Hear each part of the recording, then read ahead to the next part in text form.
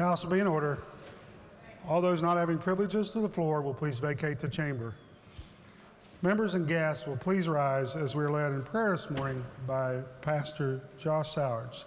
Pastor Sowards is the guest of the gentleman from the 19th, Delegate Hicks. Pastor Sowards. If you would bow your head with me. Father, thank you for this moment. Every day these delegates gather, they have a heavy weight that rests on their shoulders. For the decisions that they make dictate the privileges and the weight that the people of this state bear.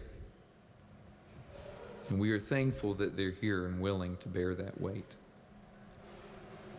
It's our prayer this morning that indeed you would help us as individuals to sow righteousness in our own lives, that we might reap your faithful love.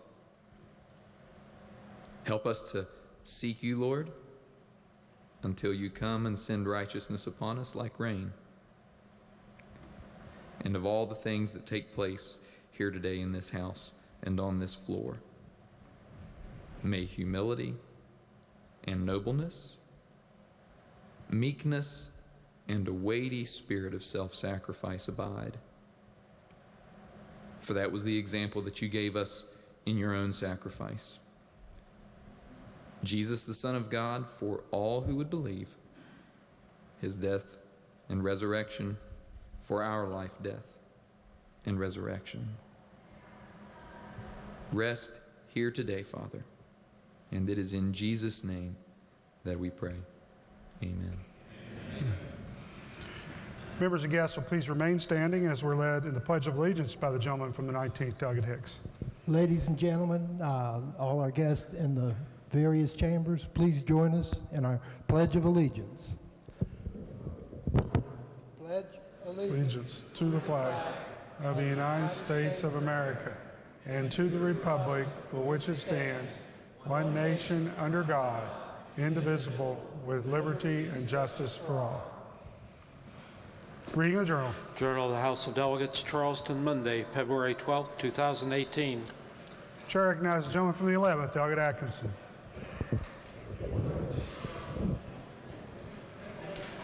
Mr. Speaker, I ask unanimous consent that the further reading of the journal be dispensed with and that it be approved as having been read. The gentleman from the 11th asks unanimous consent that the further reading of the journal be dispensed with and it be approved as having been read. Is there objection? Chair hears none. Journal is approved as having been read. Gentleman from the 58th. Thank you very much, Mr. Speaker. Ladies and gentlemen of the House, today we are celebrating Children and Families Day at the Legislature. We have a citation, and to accept the citation we have with us child care professionals from all across the state of West Virginia.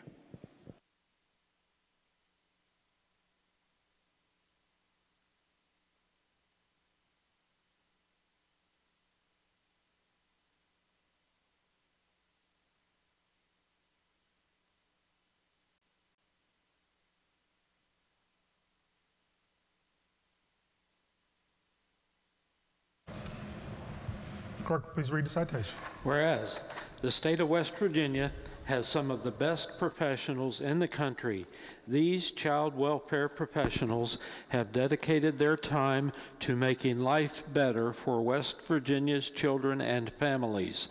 These West Virginia professionals have a compassion that never ends, a hope for a better tomorrow, and a dedication to their efforts over the long haul. And whereas West Virginia child care professionals do everything possible to provide opportunities for West Virginia's children and families to receive treatment and services in West Virginia where they can remain in their communities with their families and connected to their support systems.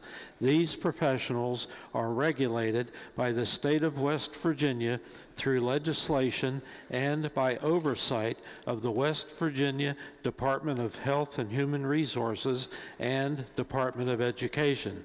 And whereas, by using West Virginia child welfare professionals, our state is doing what is best for West Virginia's children and their families.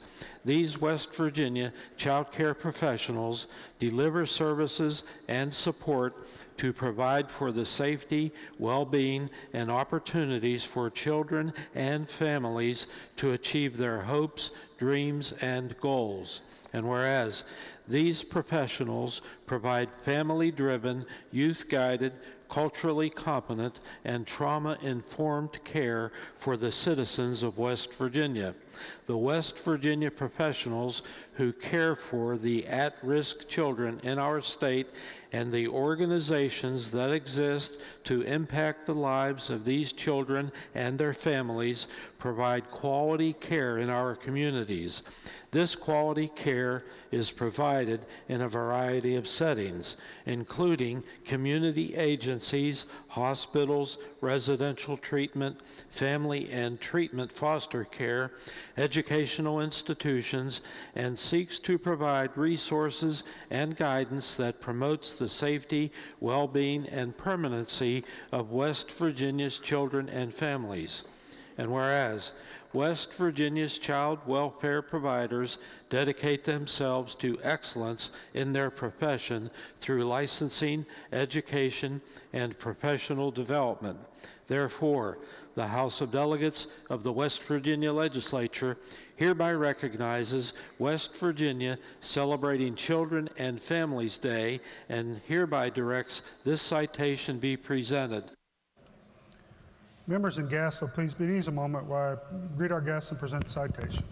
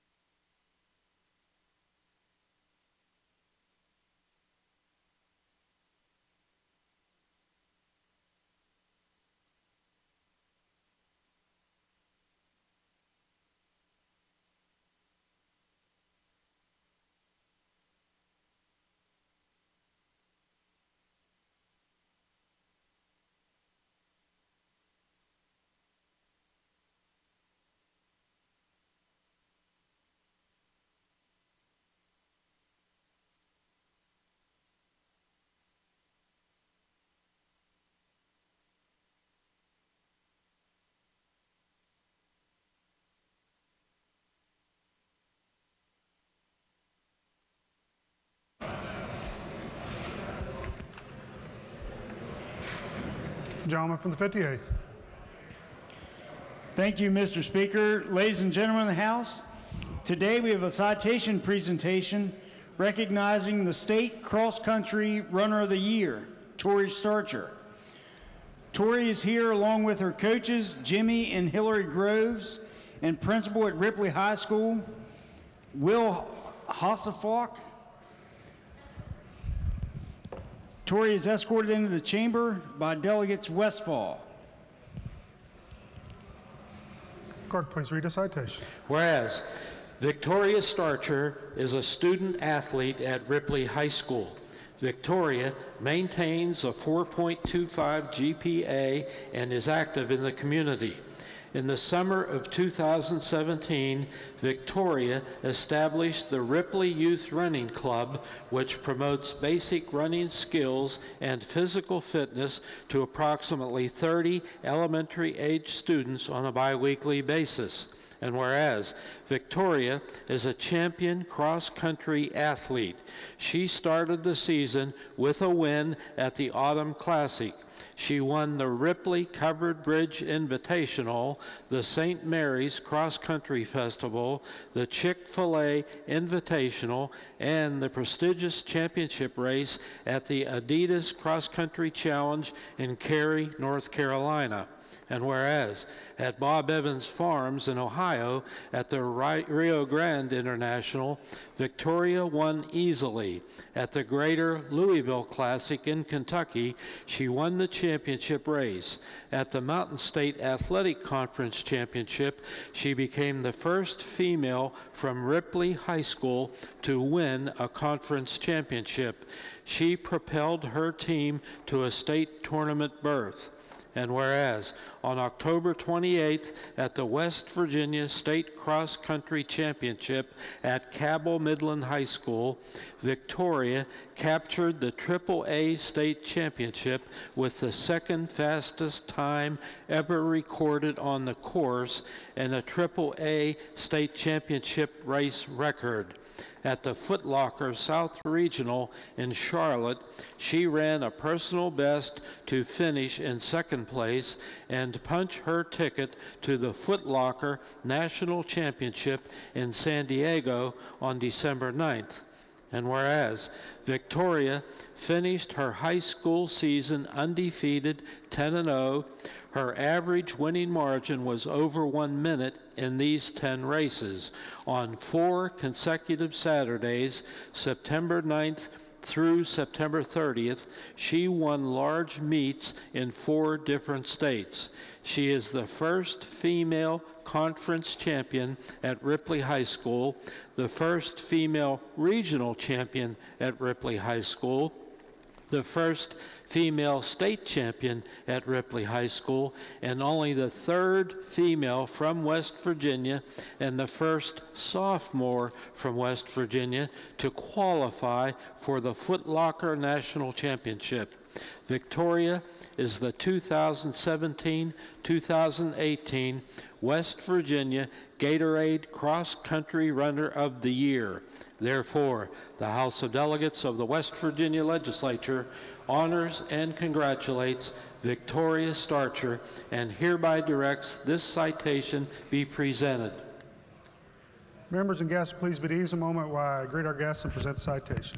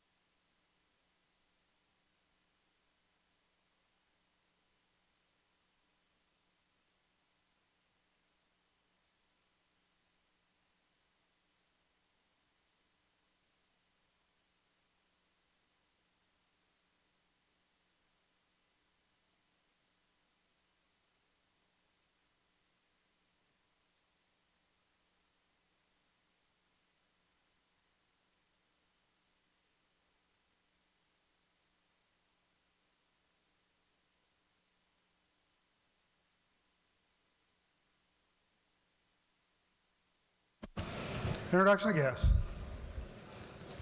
The gentleman from 28, Doug Cooper. Thank you, Mr. Speaker. Before I introduce this guest, ladies and gentlemen, I would like to tell you a quick little story.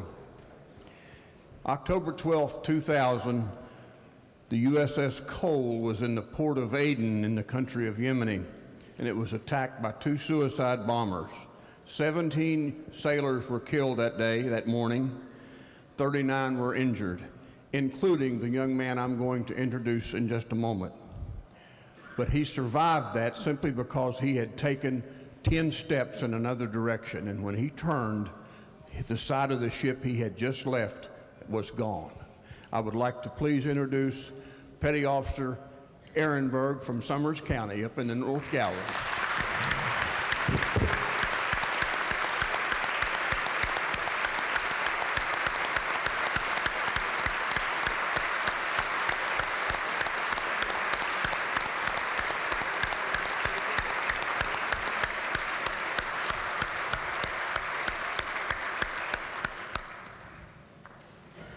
Lady from the 65th, Doug Upson. Thank you, Thank you, Mr. Speaker. We have with us up in the North Gallery from Jefferson County, our Jefferson County Clerk, Jackie Shadle, along with her husband, Scott Shadle. Would they stand and would the House make them welcome?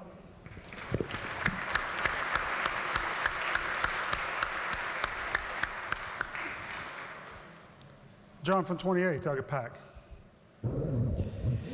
Thank you, Mr. Speaker. On behalf of the delegation representing Raleigh County, this morning in the center gallery, we have with us occupational therapy assistant students and faculty from the University of Charleston Beckley campus and occupational therapy students and faculty from WVU. If they would stand in the House, please make them welcome.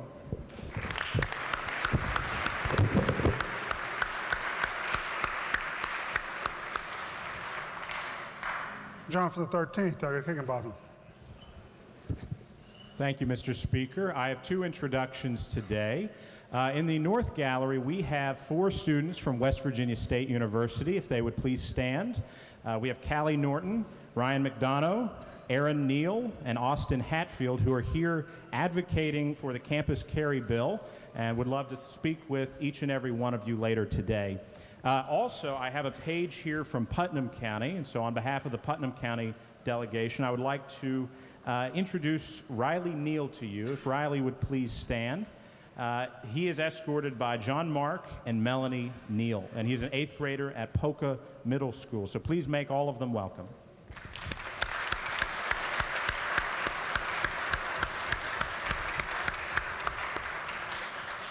John from the 41st, Doug Hill. Thank you, Mr. Speaker. It's my pleasure to introduce a few constituents I have here today. There are pages from Nicholas County. If they will please stand when I call their name. Andrew Castle, Connor Castle, and Brooklyn Minix. And they are chaperoned by Linnea Castle and Sherry Tichenell in the North Gallery. If they will stand in the House, please make them welcome.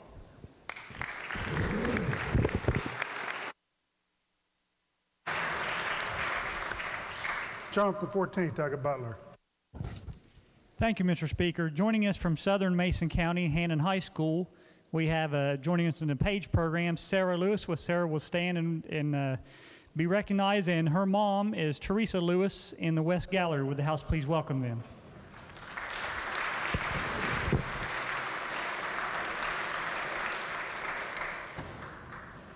The gentleman from the 25th. Thank you, Mr. Speaker Pro Tem. I'd like to introduce some fine folks in the North Gallery today. All are from Wyoming County, which, as you all know, is the heart of the 25th District, home of the most beautiful land in the world, as well as the finest people in the world. From the University of Charleston Beckley campus, I have the following occupational therapy students: Miss Sandra Moore, Miss Lori Stump, Miss Destiny Day, and Miss Emily Poindexter. These are good folks as well as good friends. If you 4 would stand so we could give you a big house welcome.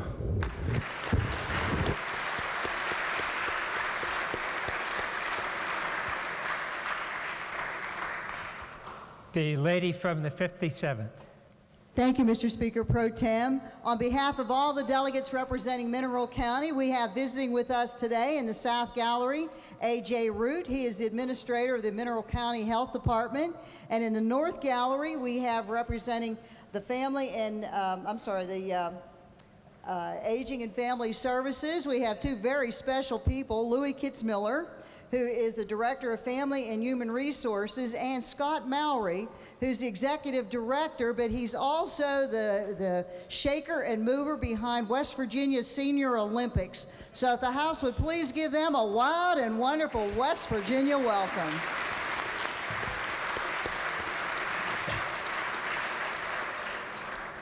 The gentleman from the 53rd. Thank you, Mr. Speaker.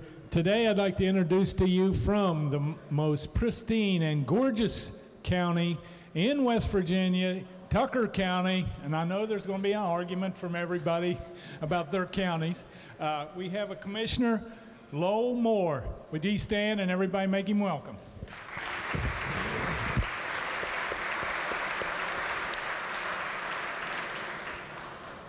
The gentleman from the 17th.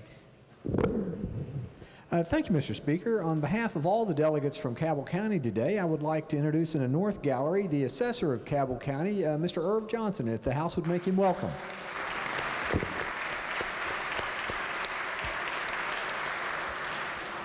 The gentleman from the 1st. Thank you, Mr. Speaker Pro Tem. Today in the North Gallery, I have a group of folks that are near and dear to my heart. Some dear friends and colleagues and students from academy programs who are down here visiting the Capitol and learning about the political process. Will you please stand when I call your name? Students, go ahead and stand right now. Go ahead. We have Program Director Lamar Allen. He runs the show pretty much up there. And we have Program Director Amanda Savage. She also does. And then we have Miss Barbie Clutter, who is an excellent history and social study teacher. So would the House please make these folks welcome?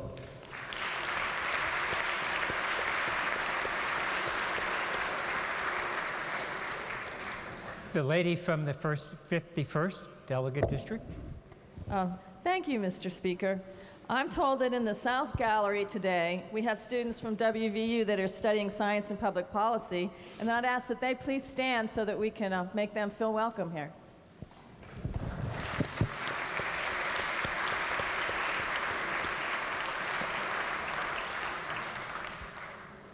The gentleman from the 10th.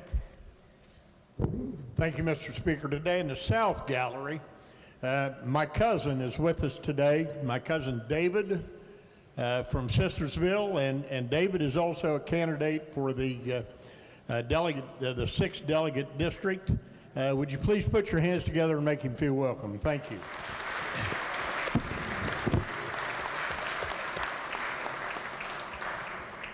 The gentleman from the 19th. Thank you, Mr. Speaker Pro Tem. We have with us today 3 fine middle school students from Wayne County. And on behalf of me and Robbie Thompson, I would like for the House to make them welcome. Their names are Dylan May. Dylan, please stand.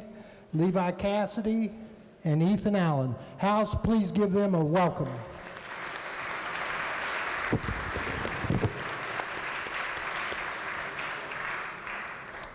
The gentleman from the other gentleman from the 19th.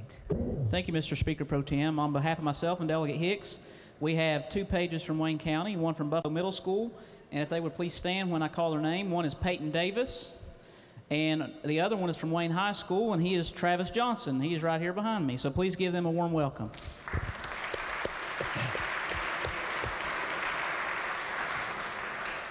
The gentleman from the 23rd. Thank you, Mr. Speaker Pro Tem. I have 2 introductions. First, we have some pages with us here today, if they would stand and be recognized. From Sherman Elementary School, we have Destiny Purdue, Jackson Johnson, Peyton Barker, and Macy Davis, and they are escorted today by their principal, Miss Lisa Lowe, who I believe is seated in the South Gallery. If they would all stand in the House and make them feel welcome.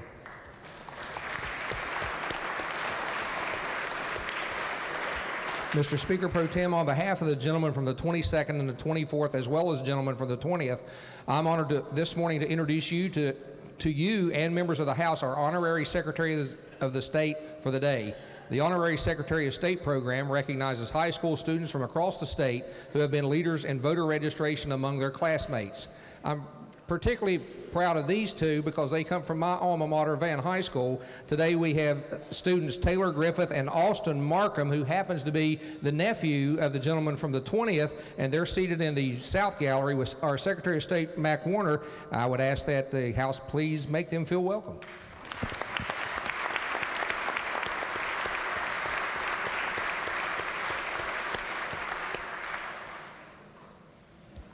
The gentleman from the 26th.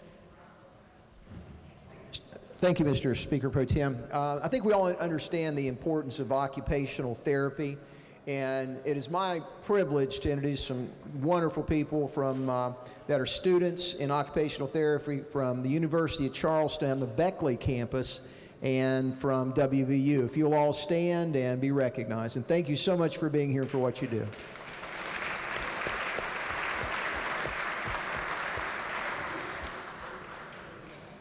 The gentleman from the 17th. Thank you, Mr. Speaker Pro Tem. On behalf of the Cabell delegation, we're honored to have three of our community heroes with us in the South Gallery. From the Cabell Huntington Health Department, we have Physician Director Dr. Michael Kilkenny, Administrator Tim Hazlett, and Health and Wellness Public Information Officer Elizabeth Adkins. If they would stand, I'd like the House to please make them feel welcome.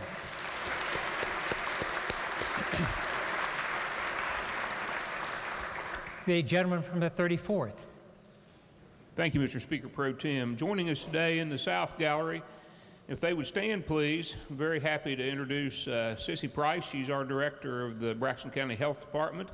And Sissy is an RN, a veteran, and an outstanding advocate for public health and wellness, and she's accompanied by her assistant, Hannah Wilburn James. If our members would please make these fine health officials welcome.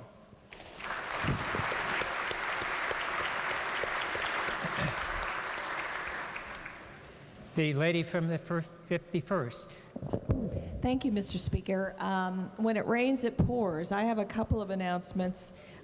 Today, the delegates from Monongalia County and also the lady from Taylor County, who represents a portion of Monongalia County, we have several pages today. Asher Joseph, and would they please stand when I read their names? There's Asher. Stand up. Asher Joseph, and you can wave. Brandon Kelly, Grayson Miller, Cadence Greenfield, Eden Ferguson, Kylie Tuttle. There's more. Kennedy Marshall, Ryan Nair, Preston Harmon, and Brooks Gage. We don't get that many people that come all the way from Monongalia County, so we are very glad that you're here. With the House, please give them a warm welcome.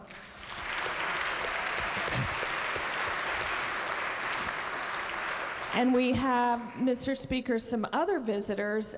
We have registered dietitian nutritionists are here today to help the people of West Virginia make healthier food choices, balance their lifestyles, which need to include healthy foods and physical activity. Some of these registered dietitians do demonstration at the farmers markets, and they bring the science of food and nutrition to tables across the Mountain State. We got a large group of them. We have not all 160, but there are 160 dietitian students. But Cindy Gay is here today, I'm not sure where. And with her are Sam Gilmore, Kelsey Williams, Gianna Moore, Madeline Worth, Tiffany Wong, Sarah Jones, Jamie Hyde, Francis Reed, Gina Wood, Meredith Chapman, Heather Dyson, Paige Wyman, Anna Raymond, Caitlin Thomas, and Jessica Walden. With the House of Delegates, I hope they're here. Please give them a warm welcome. Oh, I can't see them.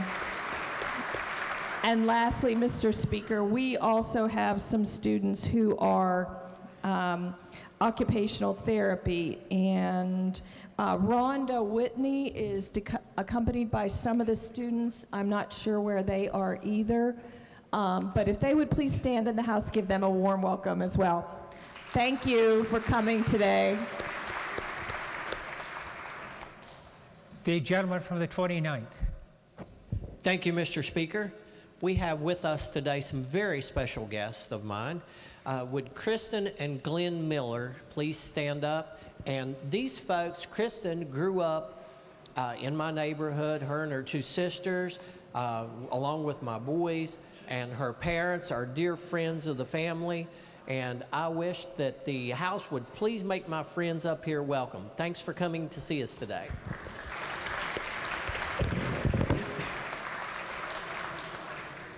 The gentleman from the 50th. Thank you, Mr. Speaker. On behalf of Delegate Longstreth, Ward, Summers, and myself, we have three folks here from the Marion County Health Department. We have Director Lloyd White. They're in the South Gallery. Please stand. Along with other administrators, Donna Riffle and James Moore. Would the House please give them a warm welcome? Thank you.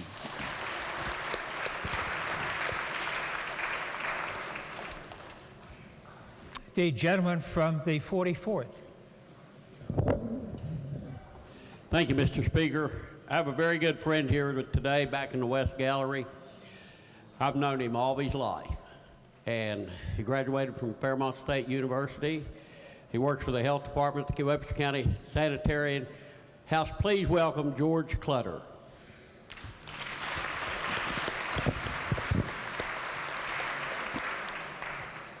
And the gentleman from the 55th. Thank you, Mr. Speaker. All the way down from Hardy County today in the South Gallery, we have the administrator for the Hardy County Health Department, Mr. Wild Bill Hours. Bill, stand up. Everyone make him welcome.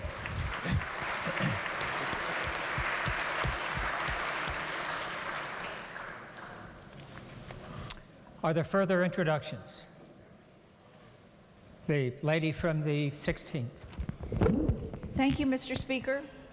I'm pleased to announce today that, sponsored by the West Virginia Academy of Family Physicians and celebrating the 29th anniversary of the Doc of the Day program, our family doctor today, who is a good friend of mine, is Caitlin McGrogan from Huntington. If you all would please make her welcome.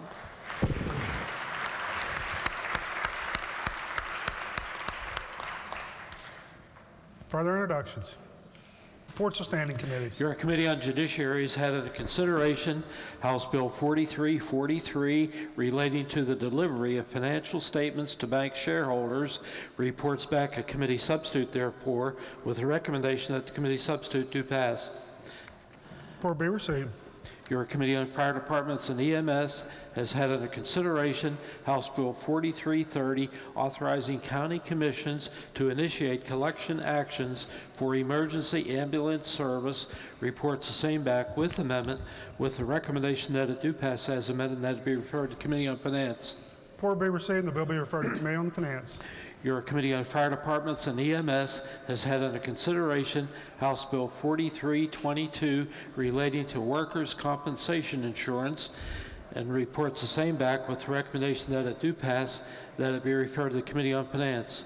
Report be received and the bill be referred to Committee on Finance. Your Committee on Fire Departments and EMS has had under consideration House Bill 4324 relating to the employment of individuals by municipal paid fire departments under civil service, and House Bill 4436 clarifying when a minor between the ages of 16 and 18 may be employed by or elected as a member of a volunteer fire department.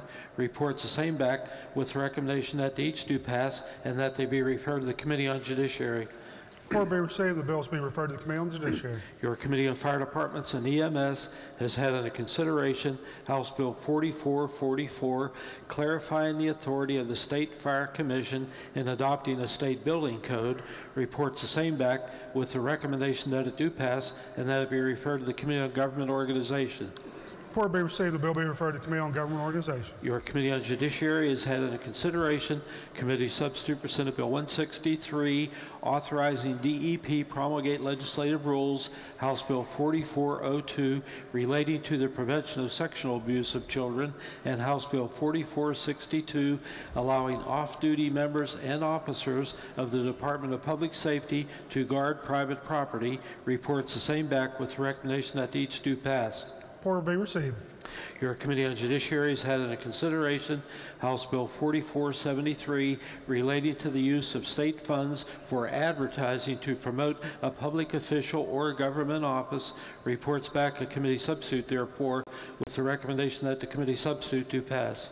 Report be received. Your Committee on Judiciary has had under consideration House Bill 2464 relating to disclaimers and exclusions of warranties in consumer transactions for goods, and House Bill 4400 relating to the West Virginia Physicians Mutual Insurance Company.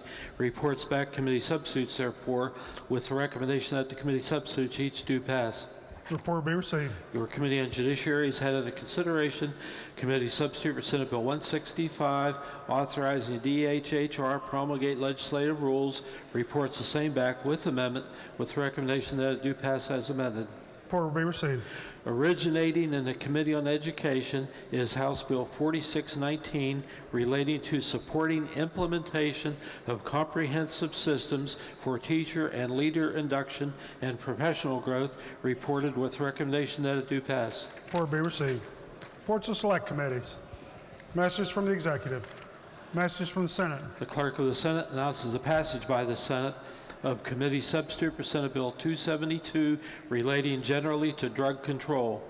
Master will be received. The bill be referred to the Committee on Prevention and Treatment of Substance Abuse and then to Finance. The Senate has passed committee substitute for Senate Bill 368, protecting consumers against business using automatic purchase renewals without consent. Master will be received. The bill be referred to the Committee on Banking and Insurance and then to Judiciary. The Senate has passed committee substitute for Senate Bill 392, reconfiguring membership of Emergency Medical Services Advisory Council. Master will be received. The bill be referred to the Committee on Government Organization. The Senate has passed Senate Bill 427, modifying form of notice for certain tax delinquencies. Master will be received. The bill be referred to the Committee on Finance. The Senate has passed committee substitute for Senate Bill 433, rewriting code sections regarding pyramid promotional schemes. Master will be received. The bill referred to the Committee on the Judiciary. The Senate has passed committee substitute for Senate Bill 440, establishing Library Facilities Improvement Fund. Master will be received. The bill be referred to the Committee on Government Organization. The Senate has passed Senate Bill 441, related to health care provider taxes. Master will be received. The bill be referred to the Committee on Health and Human Resources and then to Finance. The Senate has passed Senate Bill 464, changing statutory payment date for incremental salary increases due state employees. Master will be received. The bill be referred to the Committee on Finance. The Senate has passed Senate Bill 468, changing date and recipients for submission of auditor's annual report.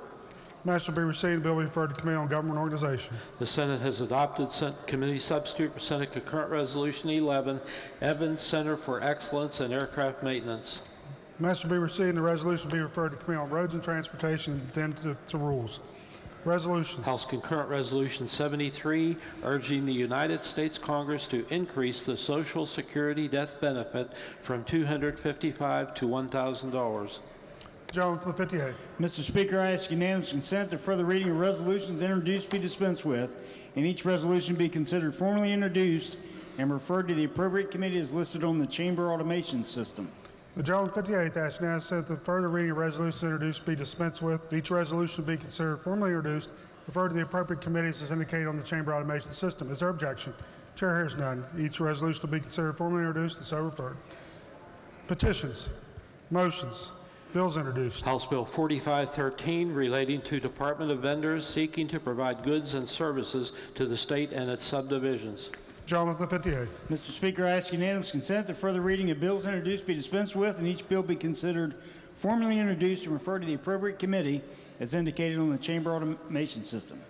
Gentleman from the 58th asks unanimous consent that further reading of bills introduced be dispensed with.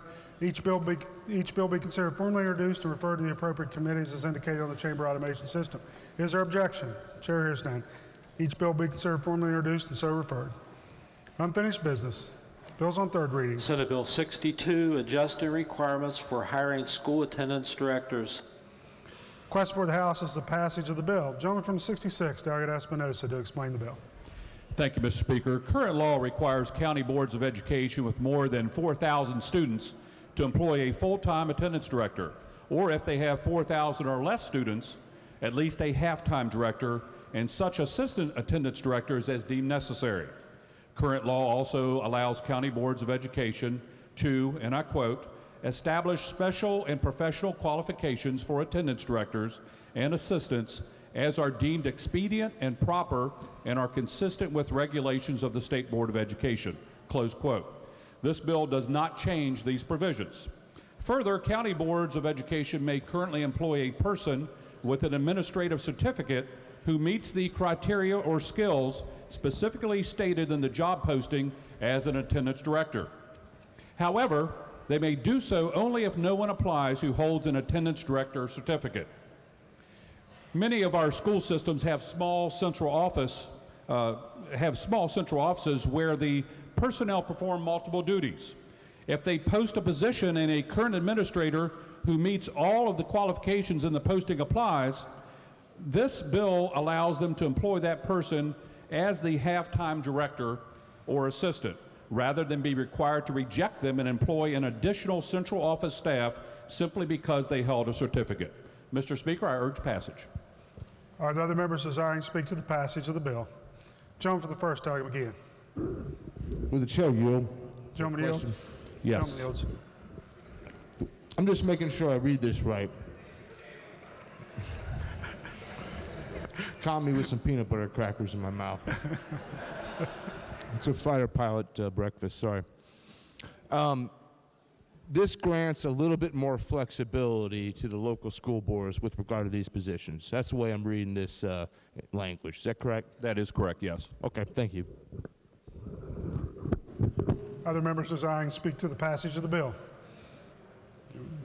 If not, the question for the House is the passage of the bill. Those in favor of passage will vote aye. Those opposed will vote no. The clerk will prepare the machine. Has each member voted? If so, the clerk will close the machine and ascertain the result. On this question, 86 ayes, 14 nays, no members absent not voting. A majority of members present having voted in the affirmative, I declare the bill passed. Clerk, please report the title. Senate Bill 62. Are there amendments to the title? If not, the title as read by the clerk will be and remain the title of the bill. Clerk, please communicate the action of the House to the Senate.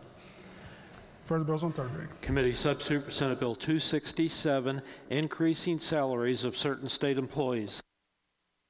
Question for the House is the passage of the bill. Gentleman from the 35th, Delegate Nelson, to explain the bill. Thank you, Mr. Speaker. We spent rather good amount of time on this bill. Anyway, the committee substitute for Senate Bill 267 will increase the annual salaries of members of our state police, teachers, and school service personnel. All three have schedules within our code. The amount set forth for teachers are the minimum annual salaries for their 200-day contracts. The amount set for the service personnel are the minimum monthly salaries for their 10 months of employment.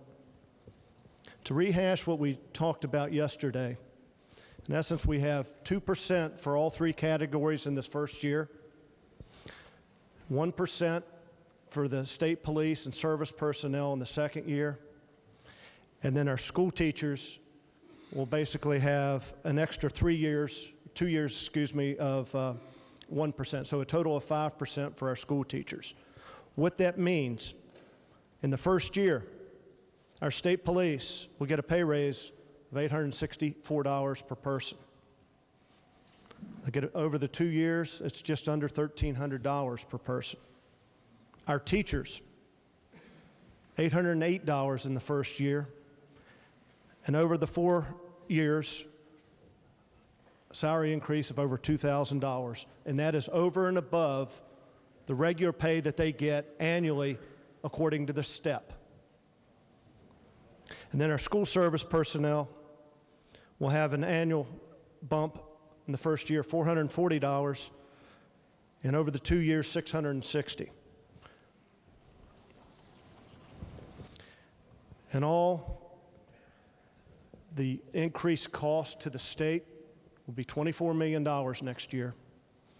And by the end of the fourth year, more than $65 million of extra pay increase. Mr. Speaker, we truly wish that we could do much more, but given our current financial situation and the other restraints within the budget, I believe this is a very prudent first step in leaving plenty of options in the future, and I urge passage of the bill. The other members desiring to speak to the passage of the bill. Gentleman from the 19th, Delegate Thompson. Thank you, Mr. Speaker. This bill is something else. It in no way provides enough of a raise to our teachers, service personnel, and state troopers to say that we even appreciate them, much less keep or draw highly qualified people to those jobs. I don't have children that rely on me, but things still get tough sometimes. It gets tough to pay all your bills for anybody, single, married, children, or no children. And I feel ashamed that we aren't able to do more or can't do more for them than we are with this bill. I hope that we will revisit this issue at the earliest possible chance and make it right, because this simply doesn't do that. John from the 55th, Delegate Spinagle. Thank you, Mr. Speaker. I likewise am very disappointed that this is the best that we can do, and the lack of priorities this body has shown to our teachers, our school service personnel, and our state policemen. However, I was saying that I will reluctantly vote for the Christmas hams that you all are handing out down here, 2 of them. And I looked on the back of this. The expiration date's May 9th, 2022. That's probably about the next time this body will get around taking up any type of handing out any more Christmas hams. Amount of priorities in here. So reluctantly, we will vote for this, but it's clearly not a priority, obviously, for this body or for the Senate or for the governor. We got businesses we got to take care of. We've got intermediate courts we got to prop up. We got to give all these handouts to everybody else except taking care of our people. And we are falling way short. Thank you, Mr. Speaker. John from 20th, Dr. Markham. Thank you, Mr. Speaker. Again, I want to echo some of the comments that have been made, but it's kind of sad that we've reached this point on the 35th day that we're just now considering even this minimal raise to such vital people in the state of West Virginia. It's sad that the priorities of this legislature have fallen through the cracks. It's sad that we've not considered the impact this would have if we would do something right and give teachers a raise they deserve. I will be supporting the bill, but it's sad that we cannot consider our teachers to be of more importance, that we have to give them, as the delegate says, a ham when we really should be giving them a 5 or 10% raise every year. We all know that this bill will not come back up again. It's been introduced the last 4 or 5 years, and the last raise was in 2014. So we know it's not going to happen. If that makes you feel good to put in your press release, go ahead. It ain't going to happen until the teachers outcry or strike or whatever it's required. It's not going to happen until the new majority changes their focus. So, Mr. Speaker, I will be voting for the bill, but I encourage the majority to get their priorities straight. Thank you. John from the 1st, Dr. McGee. Thank you. Will the chair yield, please? Gentleman yields. Gonna go easy. I know yesterday was long and strenuous with the 2 amendments. I just want to ask, have you, as the chair of the Finance Committee, made a determination yet where the monies to fund this increased levels of salaries and wages will come from in the proposed budget? We will have some future bills in front of us, and then we also have the budget itself that will look at all categories of agency spend. And we must be balanced. So you haven't made a decision yet, or? No, that's going to be a committee decision. Okay. And then it'll be a body decision as to the priorities of our expenditures here in the state this year. Okay. All right, no further questions. Thank you. John from 36, Dr. Robinson. Thank you, Mr. Speaker. Will the chairman continue to yield? Gentleman 35th yield. Gentleman yields. Chairman, can you go over the percentage raises for me one more time? Teachers first. The percentage annually. Sure. 2% in the first year, followed by 3 annual 1% increases. So 5% total. That's a total of 5%, yes. Over 4 years? That's correct. And the governor's proposal was 1% for 3 years? No, his proposal was 1% for the first year, and that was it. That was it? Yes. Okay. And for the troopers, can you go over the percentages for me? So the troopers, his proposal was 1% for the first year, and we've gone 2 and 1. So in essence, we've tripled what the governor had in front of us. Okay.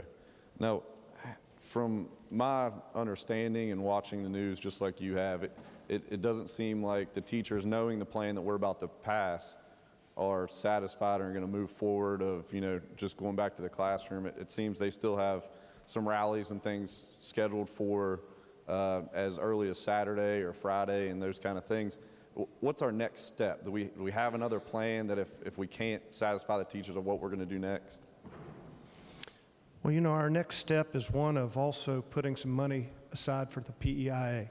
And I'll be honest that there is a lot of misinformation still out in the streets. Yes, sir. Mr. As far Chairman, as where we are right now and what we have done I understand and what we are proposing. I understand the difference in the benefits and wages. I think those are two separate issues, but today we're talking about wages, correct? That's correct. And just to speak directly to wages, I mean, what's the next step on wages?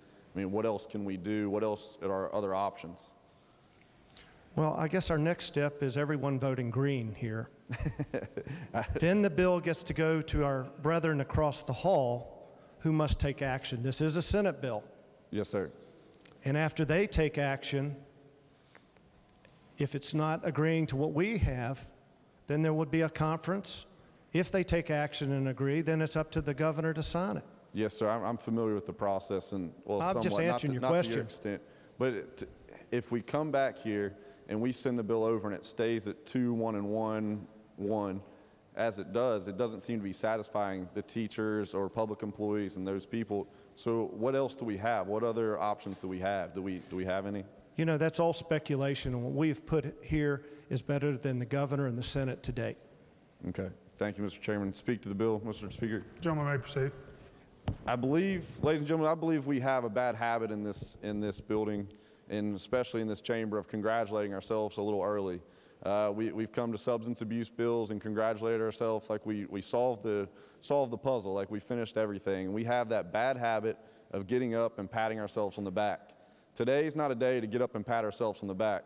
Once we vote green today, we haven't solved anything. We still have upset teachers. We still have upset state troopers. We still have upset public employees across the state. We still have issues with PEIA. We still have issues with salaries. And I think today, if we get up and congratulate ourselves, we're making a huge mistake, and we still have a job to do. The job's not done. We still have teachers planning on walking out, and I encourage the body to reevaluate our priorities. Thank you. John for the 10th, Doug Kelly. Thank you, Mr. Speaker. With Chairman Yield. Sure. Yesterday I asked a question. I'm going to ask the same question today. Next year's salary increase is 1%. That's correct. Yes, sir. We anticipate that revenues will increase in the state of West Virginia over the next 3, 4, 5, 6 years. Would that be an accurate statement? Yes, I believe that the governor's 6-year plan is projecting a 2%, better than a 2% annual growth. Assuming that revenue does increase, would you join with me today in pledging that if that increase does come forward, that you would join with me to bring this pay raise back next year? Look at that 1% and see if there's a possibility of making an increase in it. I think that would be an absolute priority for this whole body. Thank you, Mr. Chairman. The gentleman from the 50th, Doug Caputo. Thank you, Mr. Speaker. I, too, am going to be voting for this minimal pay increase for our state employees. I'm very, very disappointed, however. I think the leadership team, Mr. Speaker, has missed a golden opportunity to show the state of West Virginia, the parents, the children, those who work for us every day, where our priorities are. I attended rallies across my region, as many of you had. The pot is starting to boil, and I don't see satisfaction in this raise. I think that they would have been well satisfied with the minority leader's amendment of 3, 3, and 3. I think they were more than deserving of that.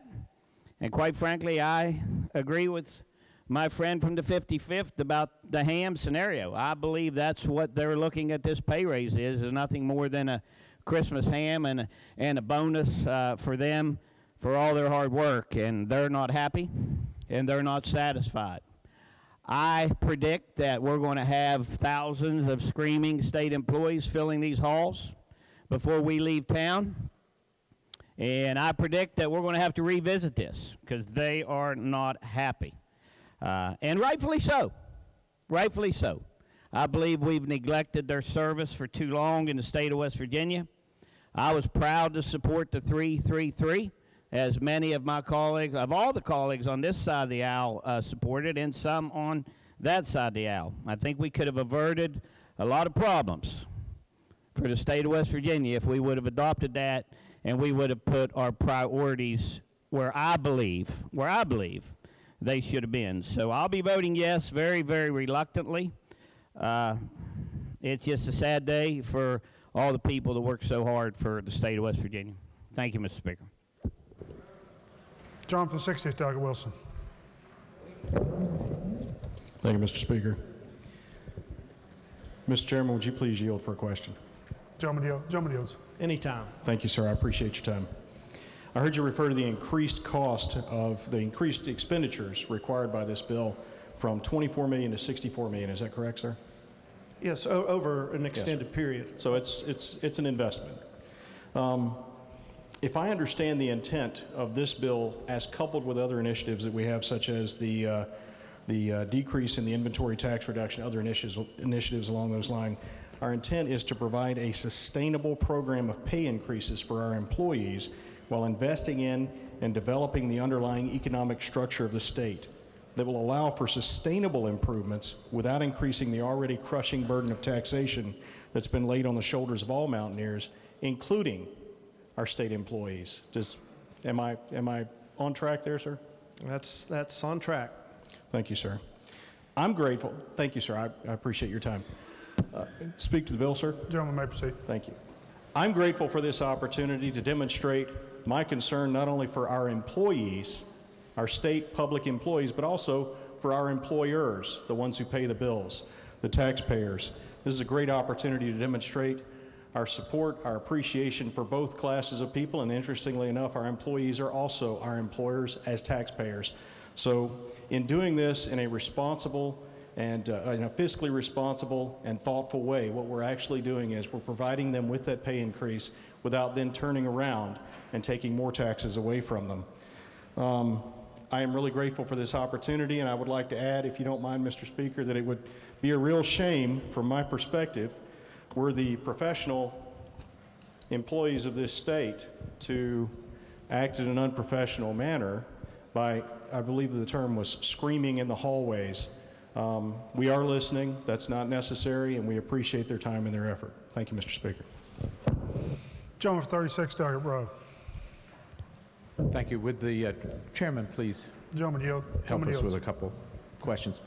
I think that you told us that the ultimate cost would be $24 million with the pay package we've had, which would cover several years of increases. Do you know what the cost would be of this bill for this budget year? How much it is? Those were the numbers I gave you. Well, I had 24 million as I thought the ultimate, but is the 24 million as of this budget year for these three raises? So the 24 million is for this fiscal year 19. All right. And then we build upon that in each of the next 3 years with the 1%. And these three, because they're in code, these three pay raises for these three categories of employees that does not include the governor's proposal for a 1% for all other public employees, right? No, we will handle that in committee with the budget. Now, do you have an estimate of what that cost will be for this coming budget year? So for all other state employees, it's in the $8 to $9 million range annually for each 1%. All right. And does the governor propose that the 1% for public employees generally, that it extends to next year, or is that just something we'll have to wait and see in the budget? That's just general revenue, so you handle that each year within the budget. Thank you. Thank you, Mr. Speaker. Gentleman for 37th, Delegate Pushkin. Thank you, Mr. Speaker. I will be a green vote today. I'm going to vote for this. And I'm not going to say I'm voting for it because it's the best we can do, because quite frankly, I don't believe it's the best we can do. But unfortunately, I think it's the best that you're going to do. It's the best you're going to do. After the failure to improve these pay raises for our public employees, for our teachers, for our state troopers, for service personnel. After our failure yesterday to improve upon that and get our priorities right, I think this is probably the best you're going to do. So I'm going to vote for it now. I don't think it's the best we can do. I don't think it's enough. I don't think it's enough to avert the possible teacher strike that's going to happen in this state. And, you know, it was said by the chairman, kind of bemoaned the fact that there's been a lot of misinformation out here about what's going on up here. I don't know about that. I think the misinformation might have started on the first night of session during the State of the State address when a magic chalkboard was unveiled and said, we're in the black, we're in the clear, everything's great. Well, then people start wondering, well, how come my insurance rates are going up and I don't get a raise?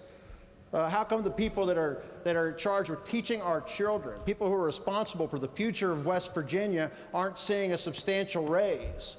The misinformation came when we unveiled the magic chalkboard and told everybody we were rolling in dough.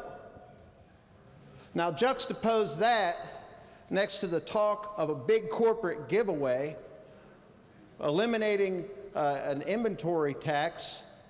We all want to eliminate the inventory tax, but we can afford to do that, but we can't afford to improve our public education. You know, year after year, we hear if we eliminate this tax, people are going to rush back into this state.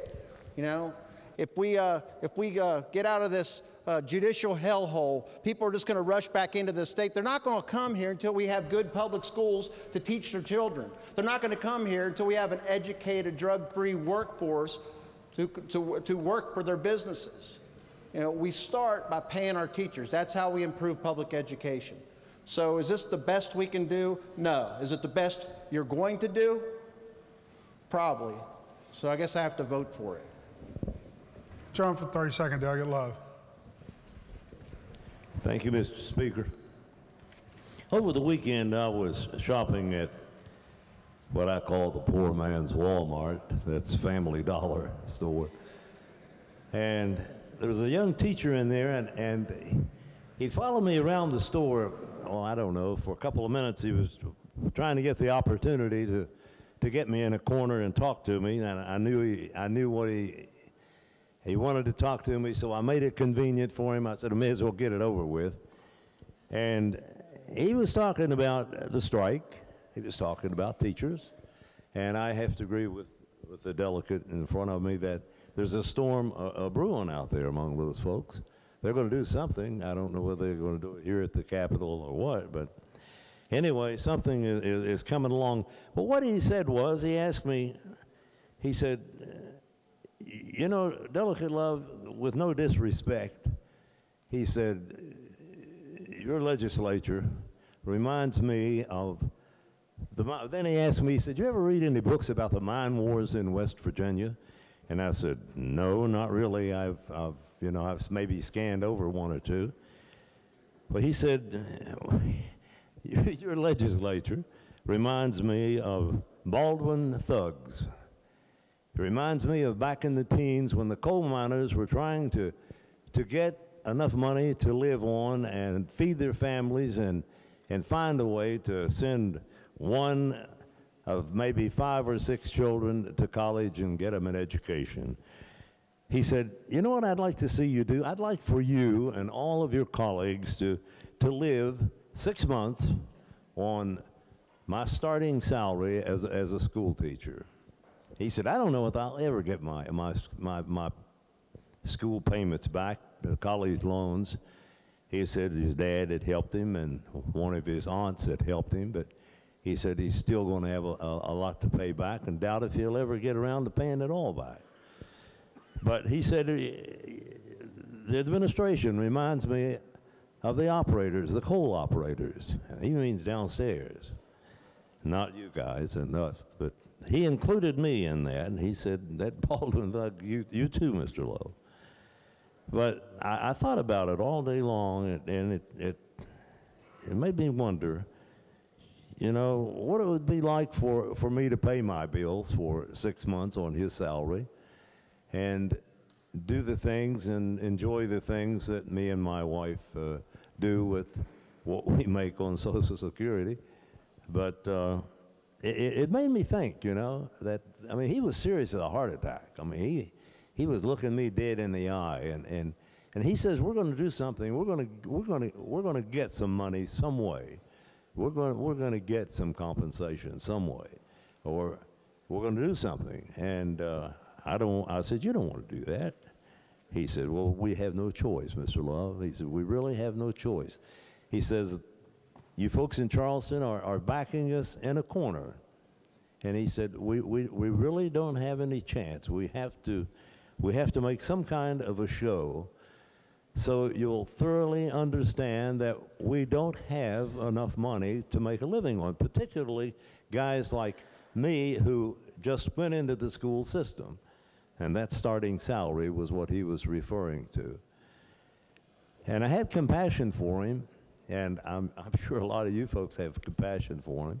Now, what we're going to do about it, I don't know.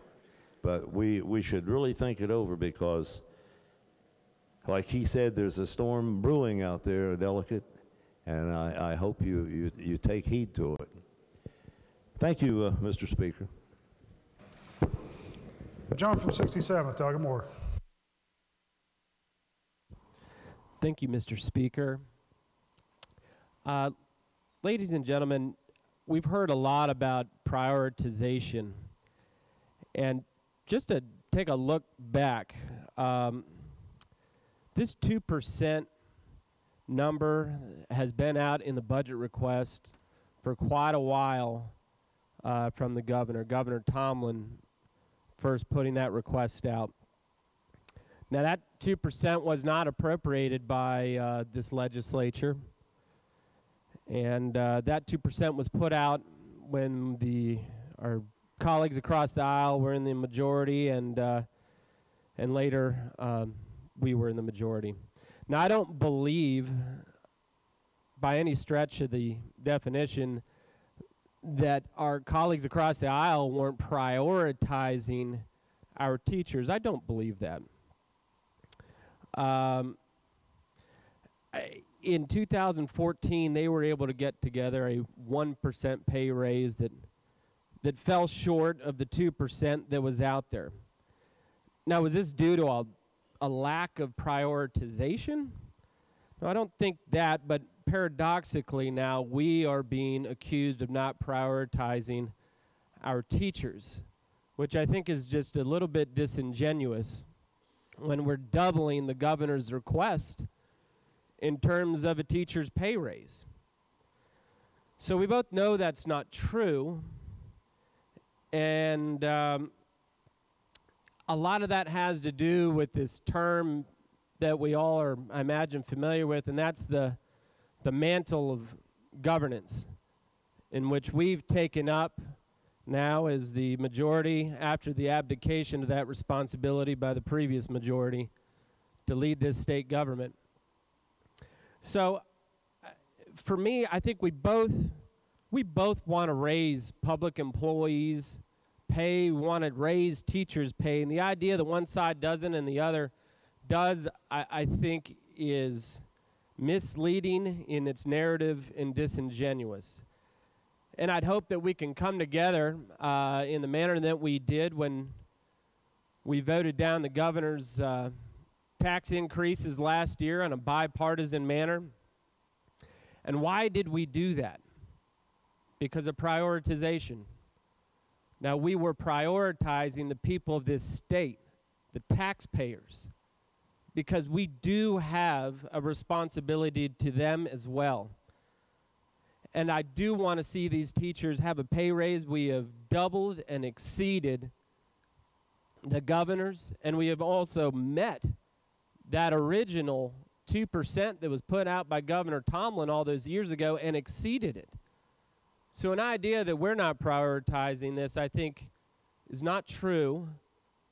When our colleagues on the other side of the aisle had many years to be able to do that and double and exceed, and we are doing that. Do we want to pay our teachers more? Absolutely. And I don't disagree with any of those sentiments on the other side of the aisle in that regard. But let's be fair Let's be honest. And let's vote green. Thank you. John from the 26th, Doug Evans. Thank you, Mr. Speaker. I will reluctantly vote for this. It is not enough. We can do better. This past weekend, I was packing to come back for this week. My wife looked at me and she goes, pack some more clothes. You're going to need some for Saturday. Because on Saturday, when the public employees descend upon the Capitol, I want you to be right up front with them. And I'm going to do that. And I'm going to continue to fight for more money for the people that deserve it. Thank you very much, Mr. Speaker.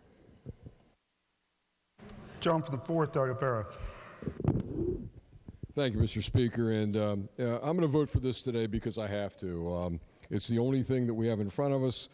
And again, I'll reluctantly do this. But I will say that the perception of the teachers that I know and work with around Marshall County, they think this, and service personnel as well, think that this is totally inadequate. And I think what we've done in this particular session, we've woken up a sleeping giant. And these people are dead serious about what's going on right now. And it brings me back, takes me back to 1990 when we went on strike. And I was one of those people. Was it fun? Absolutely not. Am I advocating a strike right now? No, I'm not. I'm not advocating it, but I'll support whatever these teachers do. I can tell you that. And what I think has happened this time, too, we've had 2 teacher unions, service personnel. They've all joined together. They're unified in their efforts. And their efforts are to be treated with the dignity and the respect that they deserve. Thank you, Mr. Speaker. John from the 48th, Doug Miley. Thank you. Would the gentleman from Jefferson yield? Gentleman yield. Gentleman yields. Do you know how much the pay bump was that we gave teachers in 2014? I think it's just, I stated, just 1%. The numerical amount, I don't. Well, no, that's actually incorrect. The numerical amount was $1,000, which is more than 2%. Would you agree with that? I think that was a bonus, right? Well, it was a pay bump in that 1 year. It was more than So are you saying, is that a pay raise or was that a bonus? You called it a pay raise, didn't you just now? I did, but I think you're trying to conflate the two of those. Okay. Speak to the bill. Thank you. Gentleman may proceed. You know, it's amazing when someone gets on the floor to try to make a point, but they don't have their facts straight. We gave $1,000 to the teachers that year, which was more than what the governor proposed and more than what the state senate proposed. Go look it up. It's easy to Google. My God, we're in 2018. We gave the public employees $504 that year. We gave service personnel 2%. All verifiable. Whether it was in 1 year or a base building, that was in 1 year we gave that money. So if you're going to get up on the floor and state facts, please state the correct facts. And I wasn't going to speak today, but I will say on the heels of that we are missing an opportunity. I think this caucus has made it very clear, all 36 of us, that if we could get to a point where the teachers and service personnel and public employees would be satisfied, within reason, of course, that we could consider going down the path of the inventory tax. That's just off the table. I am not going to go home, and nor is anyone in this caucus going to go home and say, we've given you crumbs, but yet we've given business more tax breaks. So that is off the table to the gentleman from Berkeley. We've cut business taxes over the years. We're the 18th best business tax climate in the country by an objective publication. And there's no way in the world that anybody in this caucus, and I think I can safely speak for this caucus, is going to go home and say, we could only afford to give you this, but we're giving businesses considerably more than that and creating a perpetual hole in our budget. That's the opportunity we're missing. But we were unwilling to make some sacrifices, make some tough choices. We have a sports betting bill that has an opportunity, whether you agree with the sports betting or not, that has an opportunity to bring a lot of money into this state, of which you can dedicate to teacher pay raises, PEIA, etc., if you want. But no one's made teacher pay raises of sufficient amounts a priority and a commitment. And when you don't do that, then you don't make sacrifices. And so we have missed an opportunity here this session, so far this session. I will be supporting the pay raises because I've always supported teacher pay raises and public employee pay raises because I always support more wages for workers. But I think we've missed an opportunity to take care of a lot of things that might make this state more attractive on all levels. Thank you, Mr. Speaker. John for the third, Doug Fluharty. Thank you, Mr. Speaker. I can't help but think we have another symbolic vote getting ready to go up on the board, just like we had when we passed our resolution that did little to nothing. That's what this will do, little to nothing. Little to nothing to change what's going on in our state. Little to nothing to change what's fueling our public employees right now, which is frustration and anger at a legislature that continues to sit on the sideline while our governor pitches out false promises and lots of props. They're tired of it. I'm tired of hearing things in this legislature like, we can do it later. Let's just pass this now and we'll address it later. Because what we do here is say to the public, just trust us. Just trust us, guys. We'll get it later. They're tired of that. I think I speak for every public employee when I say, we can't be trusted. We can't be trusted to do the right thing. What we can be trusted to do is follow the strings that are attached to our backs by the corporate sector that control us, control our votes, to the gentleman. Control our agenda, Mr. Speaker. To the gentleman, you certainly have the right to discuss this bill and the contents of this bill, but to impugn the integrity of members of the House is out of order.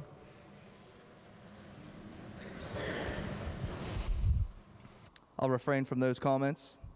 But I will say I'm tired of hearing that we need to live within our means, that this bill is living within our means when our agenda says otherwise. We control the means of the public employees. We tell them how they can live within their means, and then we give them nothing. It's time that we actually prioritize what really counts in our state. Prioritize our youth, prioritize our educators, instead of sitting back and throwing symbolic votes out. So here comes another symbol. Everybody's going to vote for it. I'm sure there'll be press releases going out saying we solved a crisis. Well, we didn't do a damn thing. Thank you, Mr. Speaker.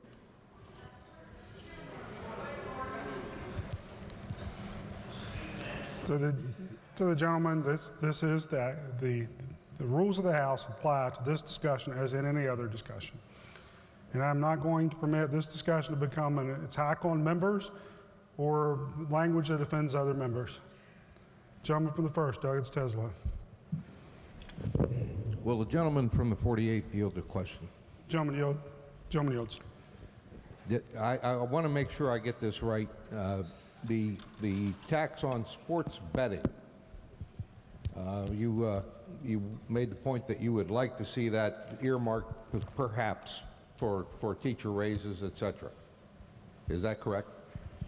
To be clear, the point I was making was the revenue that's expected to be generated from that bill, which I understand is on the way to its passage, can be used for teacher pay raises. Whether it's specifically earmarked or not doesn't matter to me. Oh, good. Thank you. I wanted to make that clear before I spoke. Gentleman first. This is an example of what's going on here. I don't disagree with this point, but the problem is that would be betting on sports betting that may not even show up. We can't run the government of the state of West Virginia with that kind of bet. The only thing we can do is work with what we have and go from there, do the best we can. It's a little bit painful, but it's certainly not pain that we didn't grasp and go for to try to figure out where we take other money from. There are a lot of things we need to do in this state. But we have bitten the bullet in this chamber and raised what was proposed from the governor. I'm proud of that.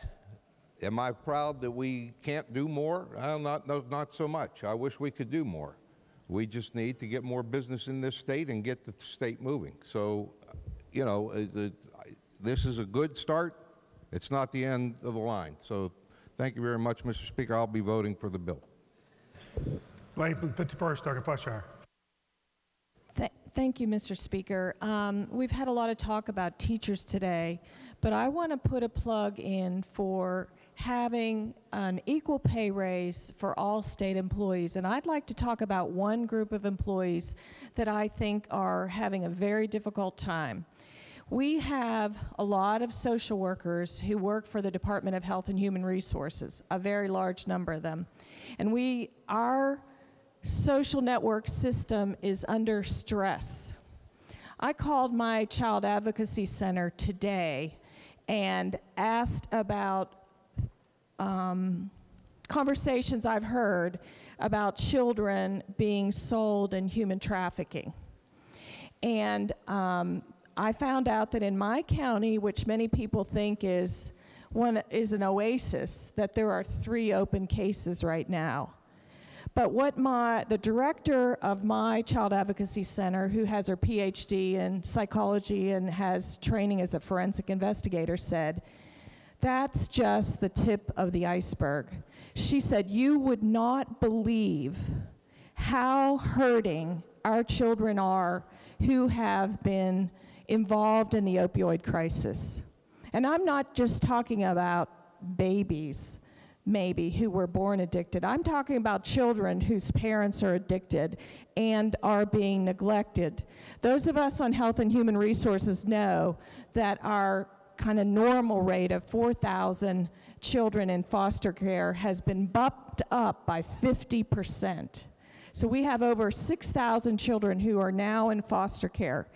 And what Dr. Capage told me is that they are the worst she has ever seen them. They are suicidal. They are having to hospitalize these children because of severe mental health problems. Now, we know that it is traumatic to be removed from their homes and that it would be normal to have a temper tantrum if somebody's taking you away from the people that you love. But this is a really serious problem. Unfortunately, DHHR is talking about taking away the requirement that we have licensed social workers to deal with these children. They're experiencing a crisis in DHHR. How are they going to manage? But that's not the way to manage by having French teachers dealing with these children. Gentleman from the 10th Mestays Point. The issue before us is pay raise, not the programs going on in DHHR. To the lady, point is well taken. If you would, please keep your comments to the bill in front of us. Mr. Speaker, I think the point is that social workers desperately need a raise. And if we are going to take care of the children in our state, in my home county, which most people think is unaffected because we are not in southern West Virginia, we have the 4th highest death rate. We have to include substantial raises for all state employees in addition to teachers, but especially for social workers. Thank you, Mr. Speaker. Are there other members desiring to speak to the passage of the bill? The gentleman from the 8th, Douglas Anderson. Thank you, Mr. Speaker. As many in this chamber have said, I am rising to somewhat reluctantly support this pay raise, and I would like to do more. January revenue estimates are falling $25 million short of estimates. Some in the chamber have suggested we cut some of the governor's priorities. Do we cut tourism? Colorado did that a few years ago. Their tourism revenue in the state fell considerably. Do we cut the Commerce Department? On the verge of considerable investment coming into the state to grow the economy of the state and grow the pie, so to speak, so that we can better provide for our public employees? Well, that's a decision this body will make. Do we reject the inventory tax amendment? Possibly growing in the future, possibly not. That's a decision we make. The proposed raise the other day, by my calculations, and in my public school career, I did not teach math, but I can do a little math. And 3% over 3 years, which I would like to have supported, but reluctantly had to oppose, would have cost in excess of $100 million. So even if we cut out the governor's proposed increases for tourism and we don't put the amendment before the voters, and we don't increase the commerce budget, by my rough calculations, that's $80 million. So where do we go for the other $40 million, folks? Do we cut higher education again and result in people's tuition being raised, children striving to go to college? I, for one, worked my way through college. I guess that's a decision we could make, one that I think higher education has been cut far too much. The chairman of finance can attest to my protest a couple of years ago, and I don't have a major university in my backyard. But ladies and gentlemen, it is a matter of priorities. And we, later on this week, will have to consider another bill that I believe will open up an opportunity to increase the revenues of this state. It will be up for final passage, hopefully on Thursday of this week. And that is the Co-Tenancy Modernization Act. And ladies and gentlemen, I think we can grow the economy. The gentleman may stay his point. I believe the bill before us is about pay raises for public employees, not forced pooling. To the gentleman again, there's been a great deal of discussion about where the funding comes from, and I've been lenient in terms of funding issues of people talking about alternatives. So I think that many members of this House have suggested alternatives as to funding for these raises, and so I don't believe it's out of order, but I would ask that the members try to restrain their comments to the bill in front of us. John, for the 42nd, Doug Campbell. Thank you, Mr. Speaker. We've had good debate on increasing salaries here the last couple of days. Healthy debate is good. We've had solutions offered by both sides yesterday, but neither passed. There's a problem that's been brewing in education for a long time. That brew has now reached a boiling point. In Flatwoods on Sunday, public school employees overwhelmingly voted to authorize leaders of WVEA and AFT to decide statewide action. As a public school teacher in Greenbrier County, I did not vote. I felt it was disingenuous to put my friends and colleagues on a picket line while I serve here in the House of Delegates. But make no mistake, if they walk the picket line, I will stand by their side. We've had two bipartisan proposals in this chamber yesterday that could have turned the stove down just a little bit. Today's Charleston Gazette-Mail reads it best, the headline, "Teacher Strike, One Step Closer."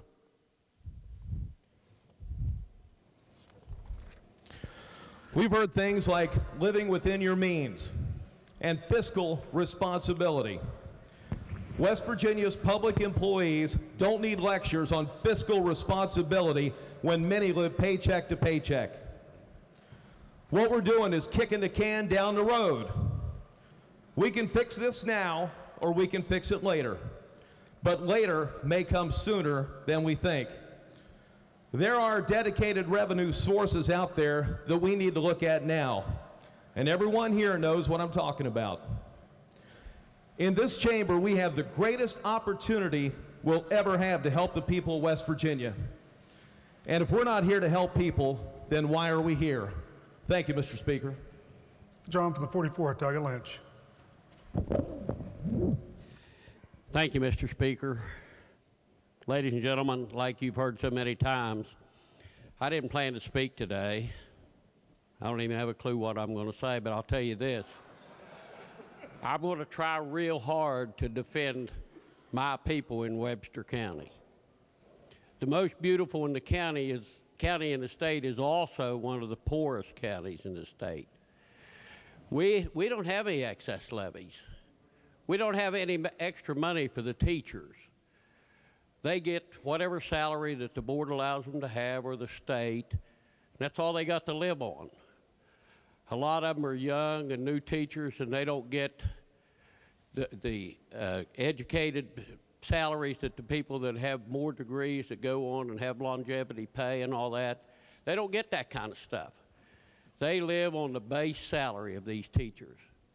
And like everybody else, they have children. You know, we all have a tendency to do those kind of things. So they got to try to raise their children on that minimal salary. I just think it's sad that and I'm not here to debate the issue about what kind of taxes we should put on or what kind of bills we should do in order to get more money for the teachers and the state workers. It's just a real sad situation, I think, and I truly feel sorry for them that we just won't find a way to give them more money, Mr. Speaker. Thank you. John from 35th, closed debate.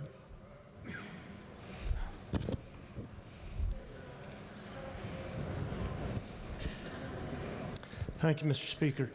You know, without a doubt, everybody here appreciates, cares, and has listened to our teachers, public employees.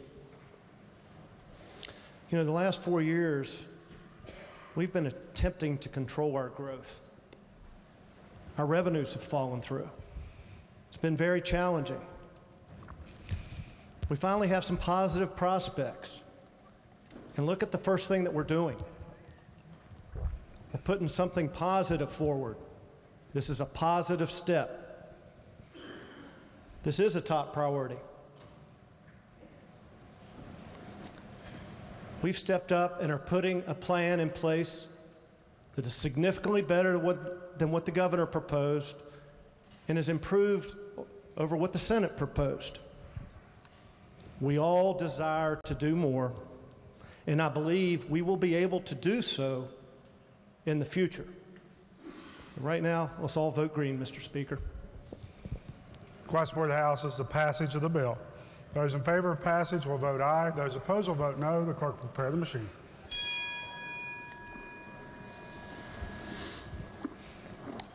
Has every member voted?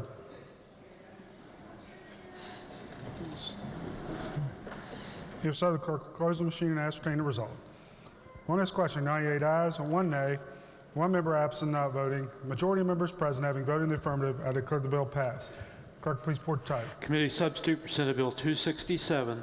Are there amendments to the title? Delegate Nelson moves to amend the title. Question for the House is the adoption of the title amendment. All in favor will say aye. Aye. Those opposed, no. The ayes appear to have it. The ayes do have it. Declare the title amendment adopted. Gentleman for the 58th. Thank you, Mr. Speaker. Mr. Speaker, I move the bill be made effective July 1st, 2018. John 58 moves the bill be made effective July 1st, 2018. All those in favor of the gentleman's motion will vote aye. Those opposed will vote no. The clerk will prepare the machine.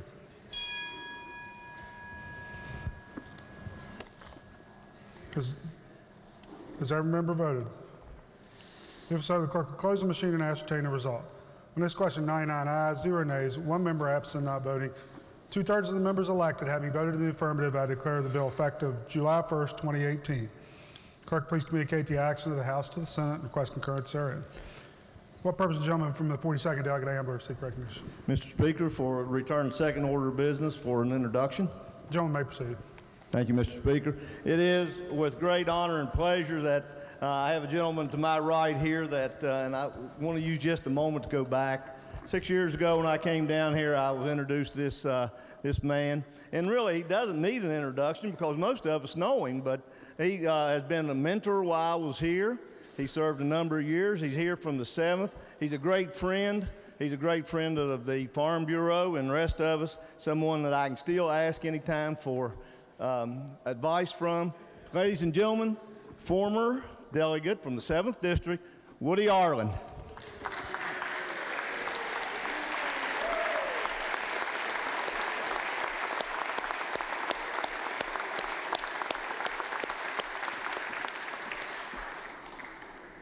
John for the 4th, Doug Farrow. Same request, Mr. Speaker. With us in the gallery, objection. We have Mr. Tim Smith, a High County bus driver, who's one of my neighbors in McMegan, West Virginia. If you stand up, Tim, and be recognized, we'd be real happy.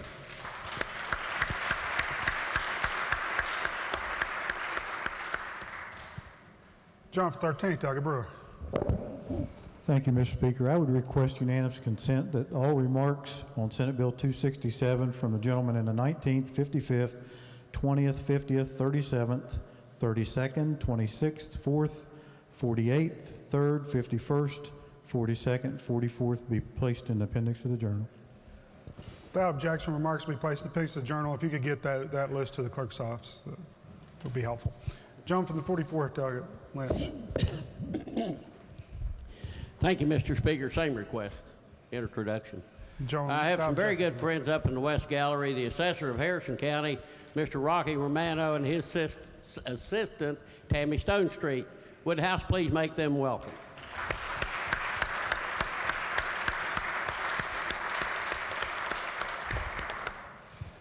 Further introductions. Mr. Speaker. Gentleman from the 58th. Mr. Speaker, not an introduction, but I would ask unanimous consent that all the comments and debate on committee substitute for Senate Bill 267 be placed in the appendix of the journal. Without objection, all remarks on the bill will be placed in the appendix of the journal. Further bills on third reading. Committee substitute for House Bill 4009, State Settlement and Recovered Funds Accountability Act. Request for the House is the passage of the bill. Gentleman from the 35th, Doug Nelson, to explain the bill. Thank you, Mr. Speaker. Yes, House Bill 4009 will deal with, describe a new structure that our Attorney General will be subject to. This bill went through both Judiciary as well as Finance Committee, and will create a new article of code to provide the following. It'll provide the general rules when the Attorney General is party to a legal action on behalf of the state that results in the recovery of funds for the state, that the funds shall be deposited into the general revenue fund of the state. There shall be some exceptions to that. The Attorney General, if he's a party to a legal action on behalf of the state that results in the recovery of funds to be held in a trust by the state, the funds shall be deposited into a special revenue fund in the state treasury. The Attorney General is prohibited from administering these trust funds except as provided for in law. The third fund that shall be created, the Consumer Protection Recovery Fund. All monies recovered in a civil action filed under the Consumer Protection Act must be deposited into this new fund. The exception are monies recovered for specific purposes of consumer restitution or refunds. The monies must be deposited into another new fund, the Consumer Protection Restitution Fund, and used only to pay the specific consumers for whom the recovery was made. This section requires that at the end of each fiscal year, the Attorney General shall transfer any unencumbered monies in excess of $5 million from the balance remaining into the State General Revenue Fund for appropriation by this body.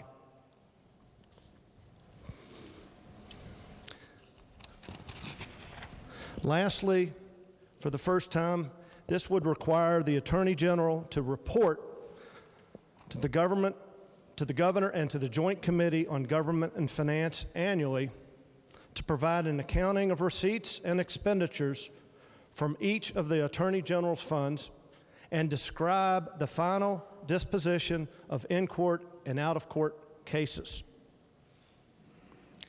For the body, I want to note that the last 4 years, there's not been an expenditure out of the consumer protection account or total expenditures exceeding $4 million. Also in the last 4 years, this body has expired in excess of $25 million out of the consumer protection account for other purposes within general revenue. Currently, there is $11 million in the consumer protection account, and as I mentioned yesterday, $9 million of which is unencumbered. Mr. Speaker, I urge passage. The other members desiring to speak to the passage of the bill. Gentleman from the 60th, Doug Wilson. Thank you, Mr. Speaker. I recognize, respect, and appreciate the intent of having the office report on the funds and what's done with them. That's good governance, that's transparency, and that is accountability to our employers, the taxpayers. What I'm concerned about, though, is that in raking the funds out of the account before the Attorney General's office has had the chance to employ them to do their job, what we're actually doing is hamstringing them and denying them the ability to do the job that we trust them to do. I will vote against the bill because I'm concerned that we will be preventing the Attorney General's office from doing their job effectively by preventing them from having the resources they need. Thank you, Mr. Speaker. John from the 17th, Taggart Warbach. Thank you, Mr. Speaker. I'd like to rise today and support this bill as a sponsor of it. This is good government, friends. This is showing the people what we're doing with their money. There's nothing sinister about any of this. We have a tremendous opioid problem in this country and in this state in particular. There have been litigations that have occurred in the Attorney General's office. Those monies should come back to the Treasury. We had one in particular. My friends from southern West Virginia will know about some pharmacies in Mingo County that had some trouble. They had over 10 times the typical amount of opioids shipped in to their pharmacies that would have been required. 10 times, so much that right now the United States Congress is representing and studying this matter in the Energy and Commerce Committee. And they're finding some serious problems with one pharmacy called Miami Lucan. We settled with them for $2.5 million. $2.5 million for all the pain and torture that has went on in southern West Virginia. But that money, or whatever monies are recovered on behalf of the taxpayers of this state, should come to this body and the body at the end of this hallway for expenditure for the citizens of this state. It shouldn't be allowed to be used by any Attorney General, and I say any Attorney General, for political purposes or self-aggrandizement. So friends, I urge yes on this vote, and this is good government. Thank you, Mr. Speaker. Other members desiring to speak to the passage of the bill? If not, does the gentleman from 35th wish to close debate?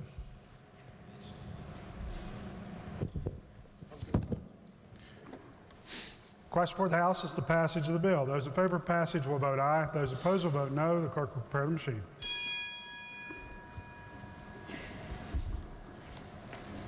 Has every member voted? If so, the clerk will close the machine and ascertain the result. On this question, 90 ayes, 7 nays, 3 members absent not voting. Majority of members present having voted in the affirmative, I declare the bill passed. Clerk, please report the title. Committee substitute for House Bill 4009. Are there amendments to the title? Not the title as read by the clerk will be and remain the title of the bill. Gentleman from the 58th. Mr. Speaker, I move the bill be made effective July 1st, 2018. The gentleman from the 58th moves that the bill be made effective July 1st, 2018. All those in favor of the gentleman's motion will vote aye. Those opposed will vote no. The clerk will prepare the machine.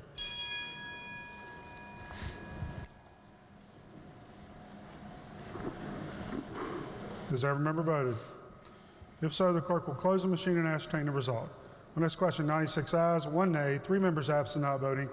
2/3 of the members elected having voted in the affirmative, I declare the bill effective July 1st, 2018. Clerk, please communicate the action of the House to the Senate and request concurrence therein. Further bills on third reading. Committee substitute for House Bill 4407 relating to eligibility for alternative program teacher's certificate. Question for the House is the passage of the bill. Gentleman from the 66th, Delegate Espinosa, to explain the bill. Thank you, Mr. Speaker. During our January interims, the Joint Committee on Education heard a report from the West Virginia Department of Education regarding alternative certification in West Virginia. As part of that report that we received, we learned that 52 school districts provide state-approved alternative certification programs, and 23 school districts have actually implemented their state-approved alternative certification programs. Because of the scarcity in regular teacher preparation program graduates, particularly in math, Kanawha County Schools, we learned, uses the alternative program route to develop fully certified candidates in its critical need and shortage areas, and recommended this bill during January interims. Now, under the alternative certification program, which actually came into effect back in 1990, we did have a substantial update to that alternative certification in 2015. There are a variety of criteria that candidates for the state-approved alternative certification program must meet. Among those requirements, the individual must pass the same basic skills and subject matter test or test required by the state board for traditional program candidates to become certified in the area for which he or she is seeking licensure. So again, candidates for alternative certification must pass that same basic skills and subject matter test, also known as the praxis, in order to qualify for the alternative certification program. They also must receive a formal offer of employment in an area of critical need and shortage that has been posted for at least 10 days. Sometimes that's 2 5-day periods, but in total it has to be posted for at least 10 days so that if there is an individual that holds traditional certification, they of course can apply and be considered, receive priority consideration for that position. I mentioned that as a result of the presentation we heard in joint education during interims, one of the recommendations that came to us really addresses the issue that Kanawha County has experienced, in that they have individuals that are able to pass the praxis in a particular area, particularly in the area of math. However, they fail to meet one of the other existing criteria in law, and that criteria is that a person also must have an academic major or occupational area the same as or similar to the subject matter to which the alternative program teacher is being hired to teach. So the example that was shared with us in our Joint Standing Committee on Education was an accountant, for example. An accountant, obviously fairly well versed in math. That individual very well might be able to pass the praxis to demonstrate content knowledge. However, because they don't have the relevant experience in that particular field, even though they're an accountant, have demonstrated mastery in that subject, those individuals can't currently be considered.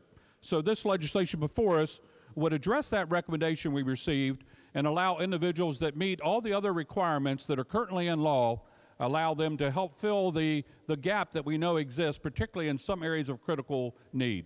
Mr. Speaker, I urge passage. Are there other members desiring to speak to the passage of the bill? Gentleman from the 29th, Doug Moy. Thank you, Mr. Speaker. I want to talk to you today about the need for this bill, why this bill is out here, why are we considering this legislation. I'll give you just a little bit of a history lesson, directly related to why we need this bill. Senate Bill 529 pretty much gutted the retirement system for our teachers. 205, another bill, didn't help teachers. Senate Bill 221 eliminated the board members on the PEI. Now I'm going to go through a list of bills that have been introduced that directly are related to this one. Senate Bill 14, House Bill 2542, Senate Bill 8, Senate Bill 401, Senate Bill 2871. All those bills were harmful to our teachers. These bills were introduced that take monies from our public education system. House Bill 4008, 2689, Senate Bill 128, and Senate Bill 273. All of those things were harmful to our teachers. Why are we looking at alternative certification for teachers? It's because we can't keep and attract teachers. That's why we're looking at this. The issue we have with PEIA, another reason we cannot keep and attract teachers. Do you know that with this legislation that you could have a degree in theater arts, you could have a degree in commercial art, you could have a degree in drama or film, and as long as you can pass the praxis, you could end up teaching math. You could end up teaching English language arts.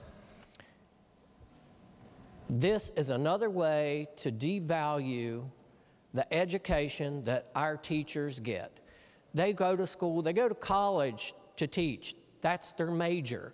We're saying now you can major in theater arts to pass the praxis. You're in like Flint. You can sit right beside a fully certified teacher that went to college for that reason to teach. You can sit beside them and make the same money. What this bill does is puts a warm body in a classroom. That's what we're down to. We've made it so that our teachers don't want to come into the field. They don't want to stay in the classroom because of all this legislation I just spoke to you about. Our teachers, we're graduating our students from colleges with teaching degrees, and they're going to other states.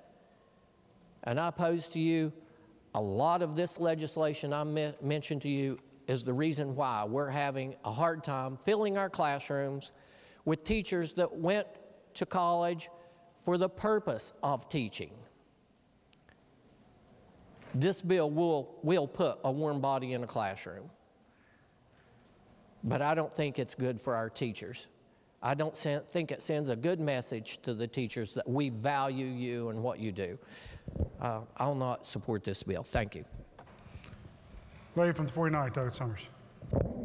Thank you, Mr. Chairman. Will the education chair yield? Gentleman yield. Gentleman yields. Yes, be happy to. I just had two questions. I was thinking when we did the alternative certification, they also had to take classes in education as they went through this process. Is that true or no? There is a course of study. First of all, they have to demonstrate the content knowledge in that area that they want to teach in.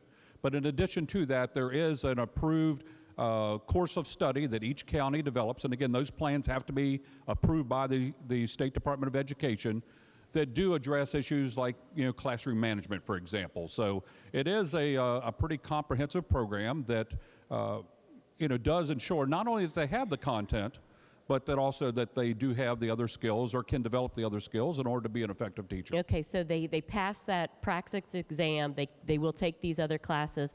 Now, can you address the classroom shortages, the number of teacher shortages? I hear so many different numbers that come out. What are the latest numbers? Sure. I don't have those numbers right in front of me, but yesterday, actually, the House Education Committee did hear a report from the Department of Education on exactly the status of, the shortages. And, you've heard the number of somewhere slightly over 700, 727-ish, or 724 maybe.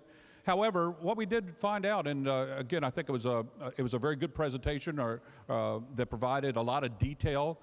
What we actually found is that in a number of cases, there are fully certified teachers that are actually in classrooms teaching a subject area in which they are fully certified.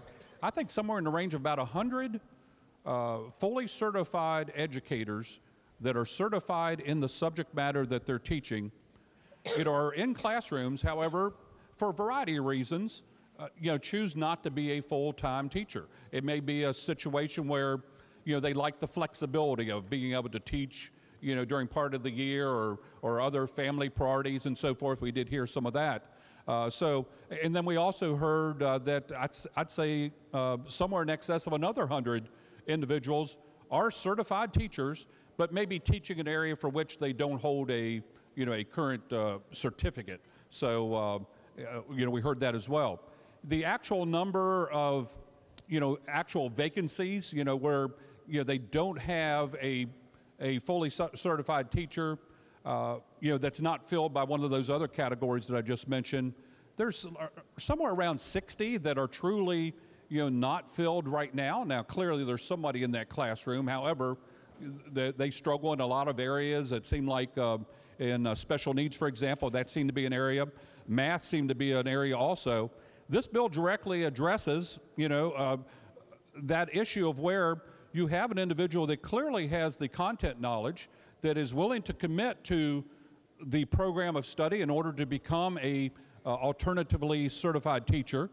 But under current law, Kanawha County shared with us that they're losing out on a lot of individuals that, I wouldn't say a lot, but a number of individuals who very well could be effective math teachers, but current law doesn't require them.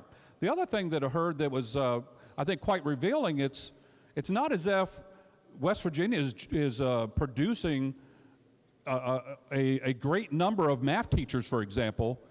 Two of the programs that Kanawha County really looks towards in order to fill their need for math teachers, I believe it was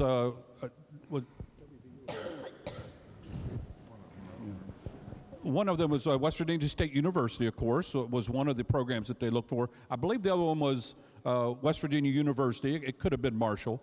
But what we heard from Kanawha County school officials was that those programs just aren't producing a sufficient number of math teachers in order to fulfill their needs and other needs around the state.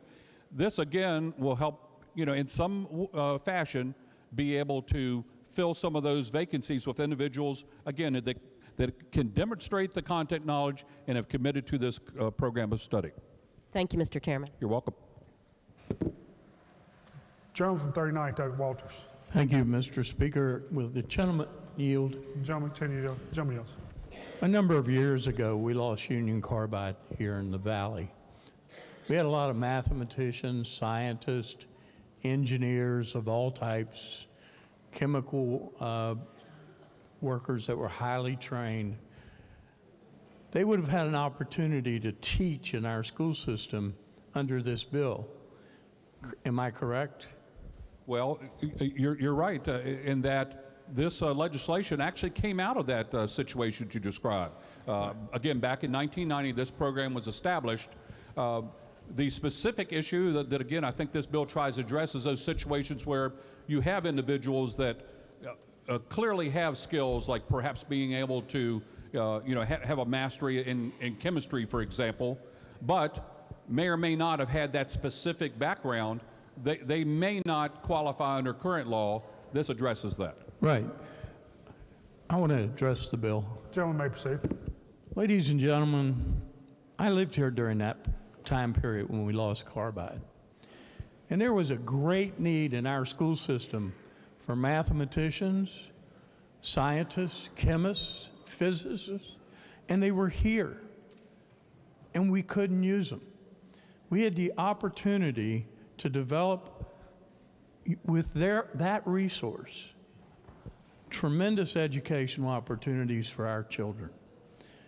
As the northern area of West Virginia experiences its growth in the gas industry and the cracker that will be in Pennsylvania across from the northern panhandle, they will have that same opportunity that we missed. And they'll be able to reach into that experience to share with our youth and our children that we all want the best education we can possibly get for them. So I urge the passage of this bill. Let's not fail the students of this state again. It happened in this valley when we lost that talent. Let's not let it happen anywhere else in this state. I urge passage. John from 16th, Doug Hornbuckle. Thank you, Mr. Speaker. I want to address the body today to say that I absolutely agree with my colleague from the 39th. He's absolutely right. The issue is that with those folks that he was talking about from Union Carbide, the chemists, the engineers, the scientists, they have obtained a degree in that subject matter to be able to teach. And we've already addressed that in the alternative teacher certification bill. What this bill does, it removes that, and it also removes the work experience that they have in that field. To echo the sentiments of my colleague from the 29th to my left, what we're doing here is we're devaluing. We're devaluing what our teachers do for us and what they mean to us. But we're also telling Concord, Fairmont, West Virginia State, Marshall, West Virginia University that there's probably no longer a need for their teaching degrees because you can just do anything and sign up to teach. So before you make this vote, just think about the message that we are sending to our teachers, because 20 minutes ago we passed a pay raise. But now we're going to go back and say, well, you're not really worth it. Anybody can do what you do. So just think about what we're saying and be consistent in that message. I urge a no vote on those grounds. Thank you. John from the 4th, Doug Farah.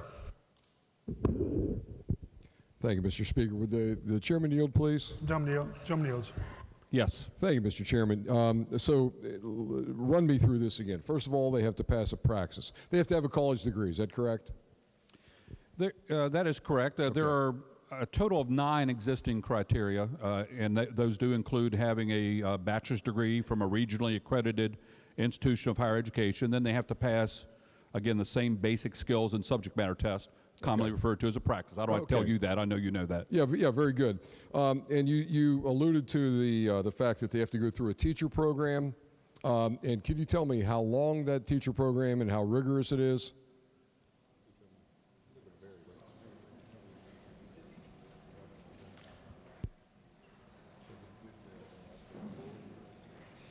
It's a 3-year program. First year, I'm told by council, is a heavily mentored, year, but then they do have to sign up for 2 additional years of that program, so 3 years in all. No. Those programs have to be approved by the State Department of Education, and again, I think I shared that there are 52 school districts that have approved plans. 23 of them are actually using those. So this is while they are working that they go through that program, or is this before they're working? They're working while they're in this program. They're working while they're in the program, okay. Let me ask, do any of these people that receive this alternative certification, do they have to student teach? They do not. They do not.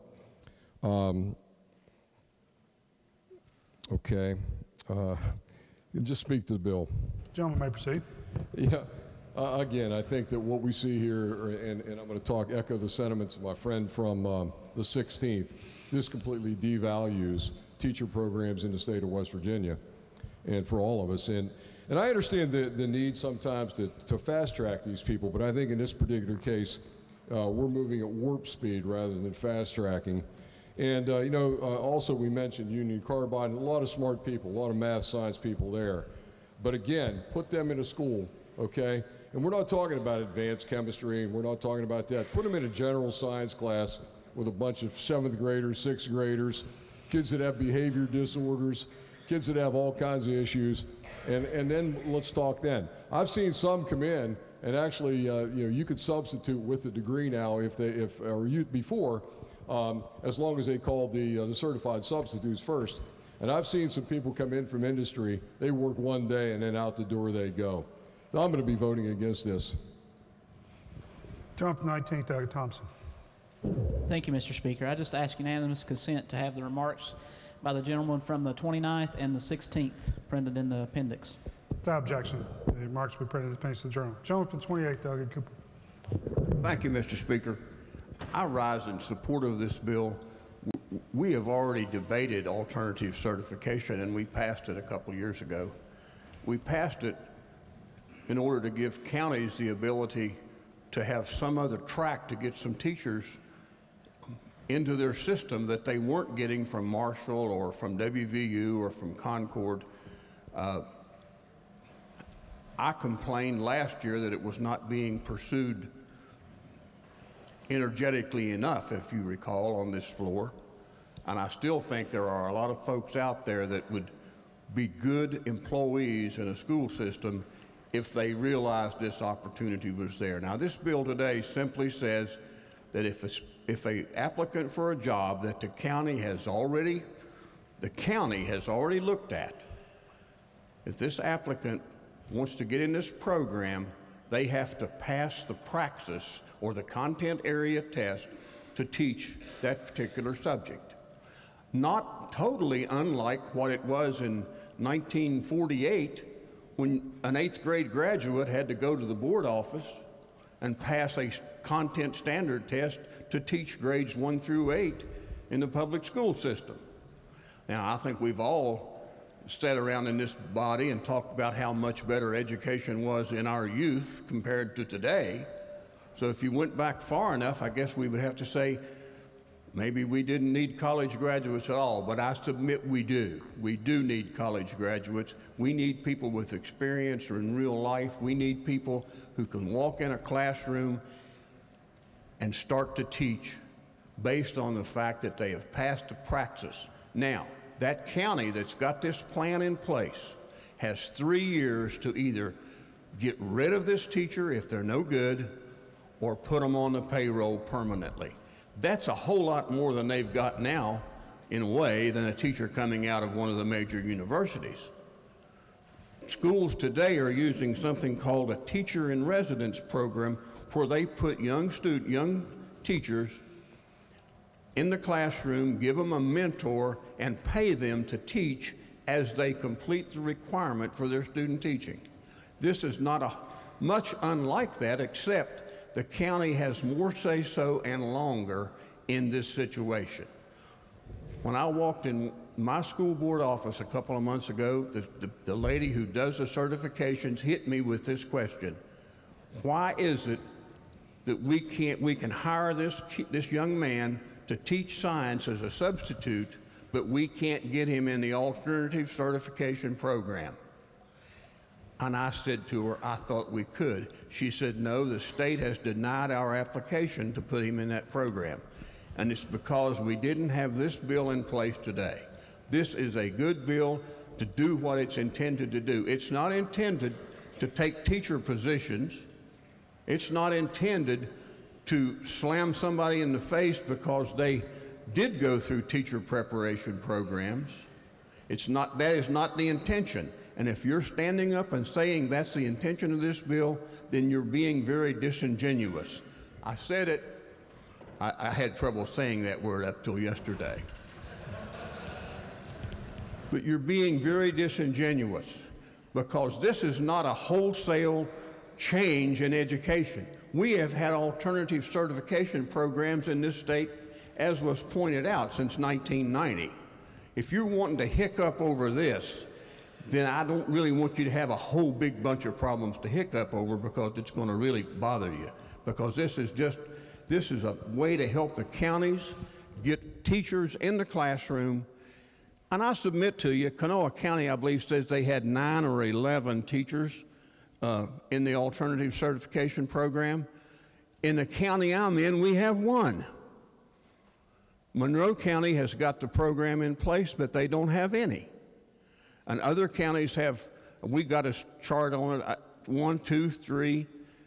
But most of these people are known when they walk in the door. They're not strangers out of college.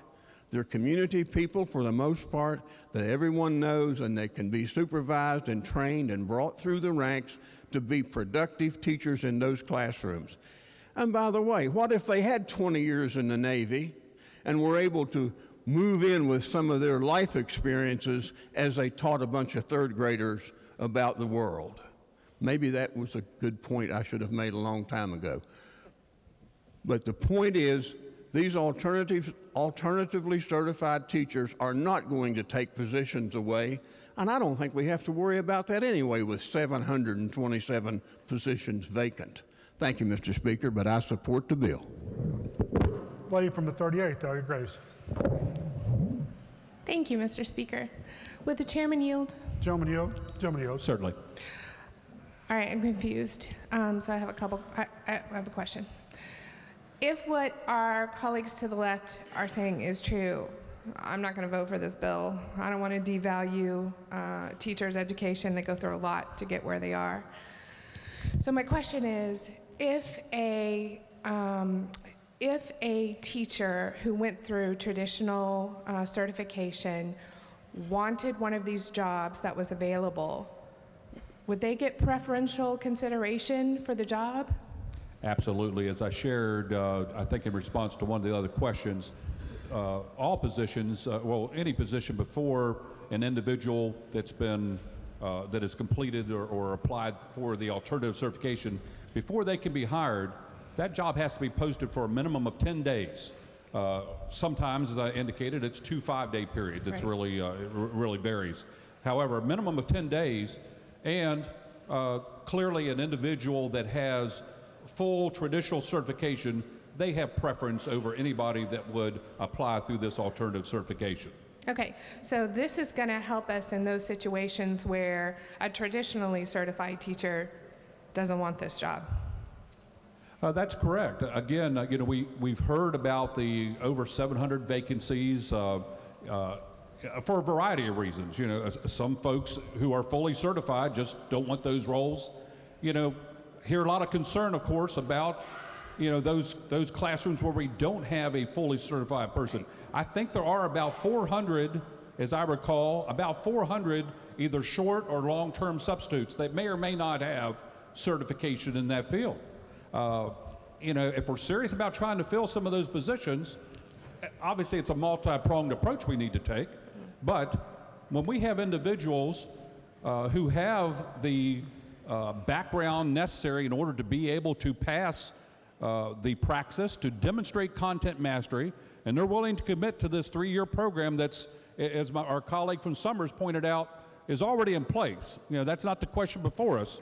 That program's already in place. It's just a matter, are we going to take advantage of those individuals that are willing to help out in our classrooms, go through this process, and can demonstrate the content knowledge? Are we going to take advantage of that or not, or do we continue with what we're doing now, you know, with you know, long-term and short-term substitutes?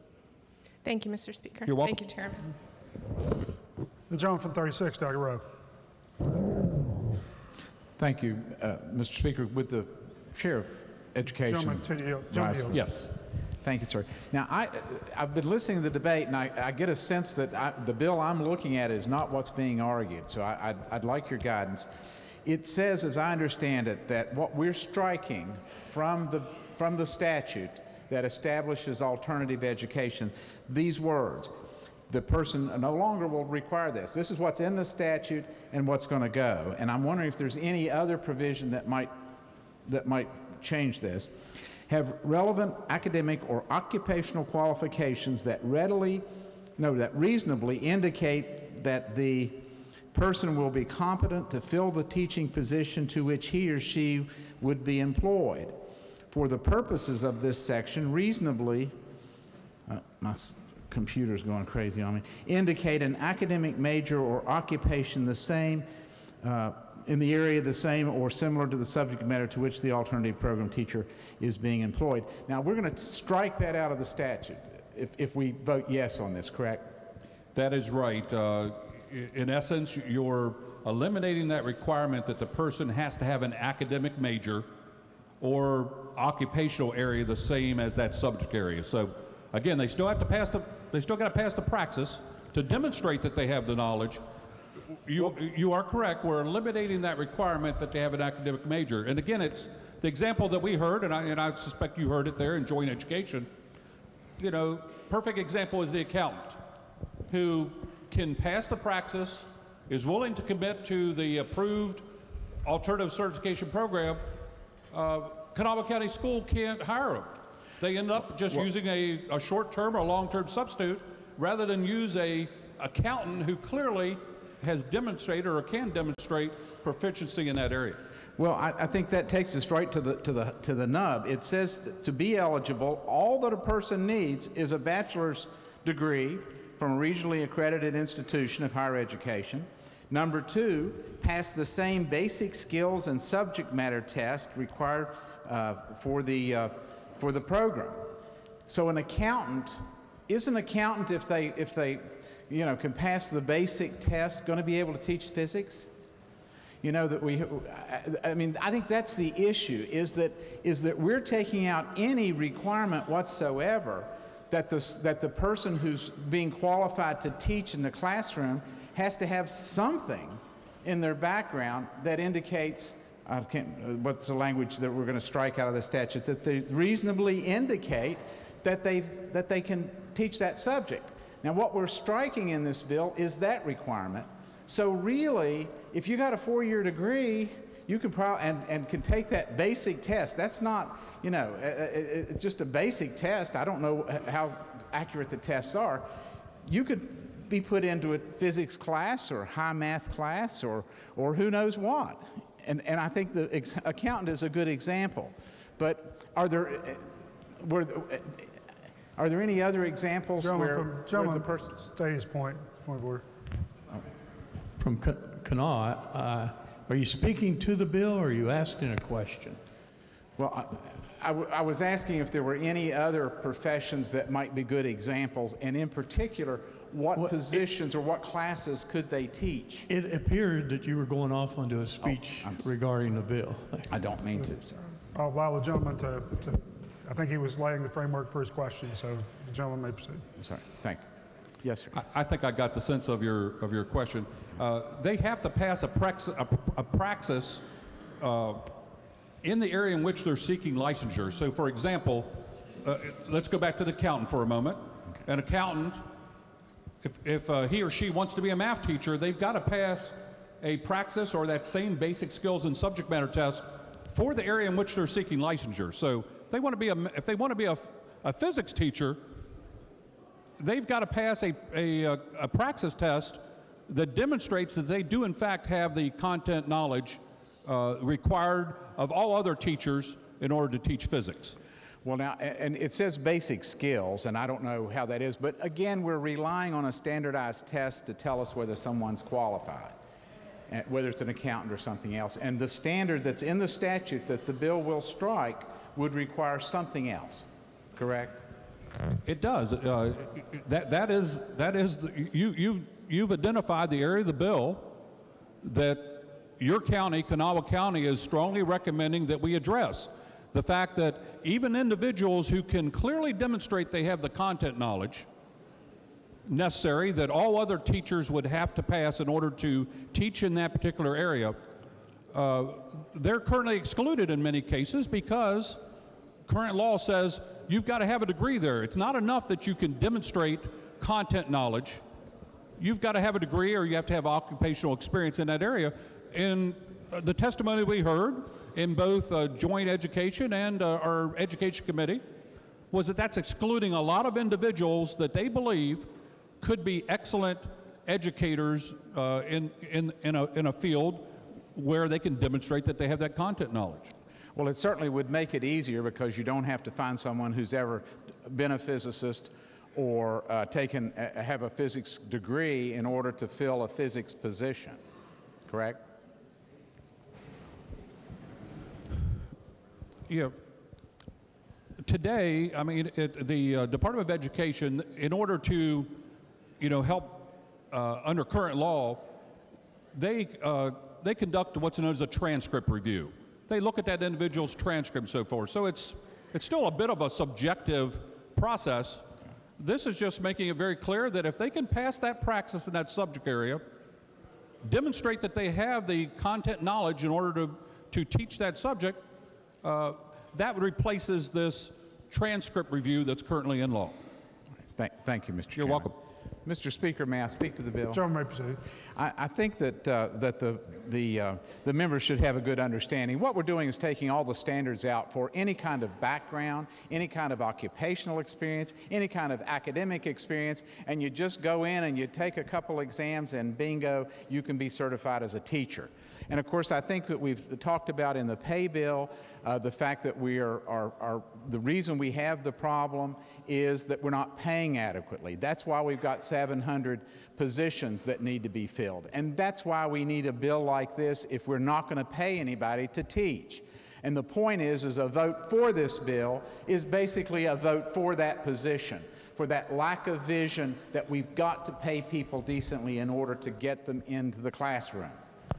And so we're now living with the results of our past acts and probably what we'll be doing in the future. I implore the members to consider that you are eliminating any background, any academic or occupational requirements for persons to be certified to teach who are not teachers. And I think that the bill should be defeated. I don't think that it provides us any guidance on what we should be doing with the other teachers who do have the certifications. If they were being paid adequately, we wouldn't have this problem. I urge the members to vote against the bill. The gentleman for the 21st, Doug Dean. Thank you, Mr. Speaker. Speak to the bill. Gentleman may proceed. I'm blessed to work every day with some amazing educators. I've also worked with teachers with a master's degree in education who couldn't teach a dog to bark. My job as an administrator is to provide them with the support that they need. Teaching is an art, and I want passionate artists on my team who want to be there, no matter the name on their diploma. Thank you. Lady from the 31st, Doggett Atkins. Thank you, Mr. Speaker. Would the chairman yield for a question, please? Gentleman yields. As someone who has been a substitute teacher in a school and has had most of her education focused in chemistry and pharmacy, for instance, I've taught different grade levels and different subjects that obviously is not my forte. So I have a question. So let's say that someone gets hired, the 10-day waiting period, and someone is hired and they're teaching. Is there any kind of, I'm not reading, this is, new to me, day 2 on the job. So is there a probationary period if that teacher is not doing what the school system and what that county is wanting them to do? Because we would want them to be able to do what they're required to do and to see good results. And so if they don't have that additional training, like this gentleman was talking about, what will be in place for the county to ensure that that teacher, is going to do the job? Yes, Thank you. Certainly understand your question. They are an at-will employee, and they must be reapproved. It's a year-by-year basis. So again, it's a 3-year program that they're involved in under alternative certification, and they are an at-will employee. If they're not progressing, if the county doesn't feel that they're progressing through that program, they are subject to dismissal.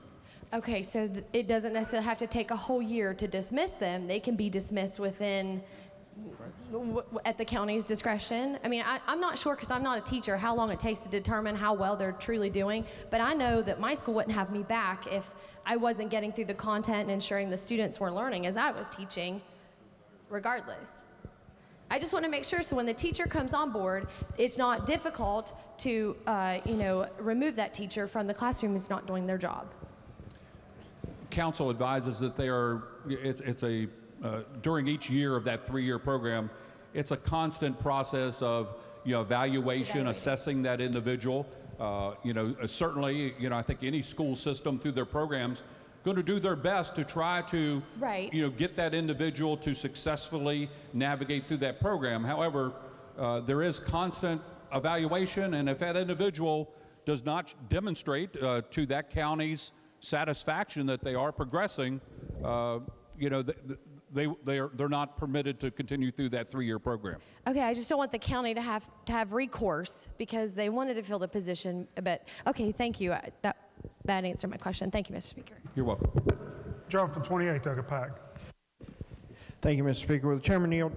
Gentleman yields.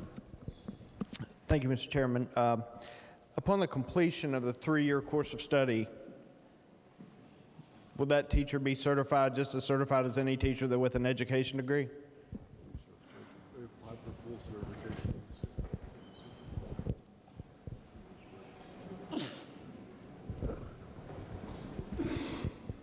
I'm told by council they have to apply at the conclusion of that 3-year training program. They have to apply to the superintendent for full certification. And then at that point, if that full certification is granted, they'd have to continue to perform the same continuing education requirements that traditional educators would be required to perform. So it's reasonable to assume that this is just an additional pathway to get certified teachers into the classroom? Exactly. I mean, that's what it is. Again, clearly the preference is to have a traditional, fully certified teacher, in our classrooms. For a variety of reasons, and again, we heard this in education yesterday during the presentation by the department. There's a variety of reasons why that doesn't happen. This is just one way to help fill that gap in some respect. And I think it's been noted, the numbers that are coming to us through the alternative certification program. I mean, it's not a cure-all by any stretch of the imagination. Total number of initial alternative teaching certificates issued, 88 during the time period I think that we got a report for. So, and again, as our colleague from Summers pointed out, most counties only have a couple. Again, it's just for that kind of unique individual that can demonstrate that they can teach a subject and take the place of perhaps a short-term or a long-term substitute through the alternative certification program. But the net effect is a certified teacher at the end of the, however long, 3 to 4 years. Yes, provided that they apply and that they're approved by their superintendent. Thank you, sir. Thank you, Mr. Chairman. Jump to the 19th, Doug Thompson. Mr. Speaker, will the chairman yield your Gentleman question? yield? Gentleman yields. Yes. Just to follow up on what the delegate from 31st asked, if somebody is hired into a job, let's say it's 6 weeks in, and they're simply into a school year, 2019 or 2018 this fall, they're hired into a job, and they're just not cutting it for whatever reason. They can't manage the discipline. They can't. Their classroom management skills are simply not there. Does the school system have some sort of recourse to get that person out of the classroom, or do they have to continue in that job for the rest of the school year, come what may, for the students or the school system? Just both.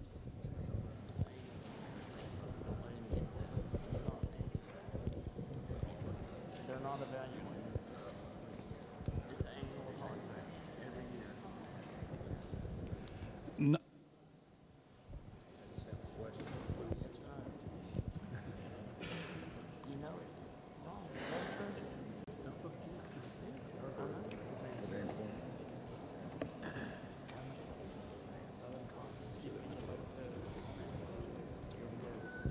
I'm surrounded by a few former board members here, and I'm advised that during that first 3-year period, they can be dismissed essentially at will during that 3-year period. So, and that's based on, again, my colleagues here who have served in board roles that have some familiarity with that. Okay. Council, is not really clear, what the criteria is, but that's what I'm advised by some of my colleagues that have served in that board role. Okay. It's my understanding, or I'm not sure in this particular situation, but like I know when I first started teaching, I signed a 1-year probationary contract for 3 years. So are these people that are hired in, are they entitled to that 1-year contract? I believe that's the case. Again, that's to the best of my knowledge and the knowledge around me here. I believe that is the case. So it's your understanding that they can be dismissed during that 1-year contract, even though they're signed to that contract, or not? I'm advised that it's a probationary period and that they can, in fact, be dismissed during that probationary period. Okay, thank you.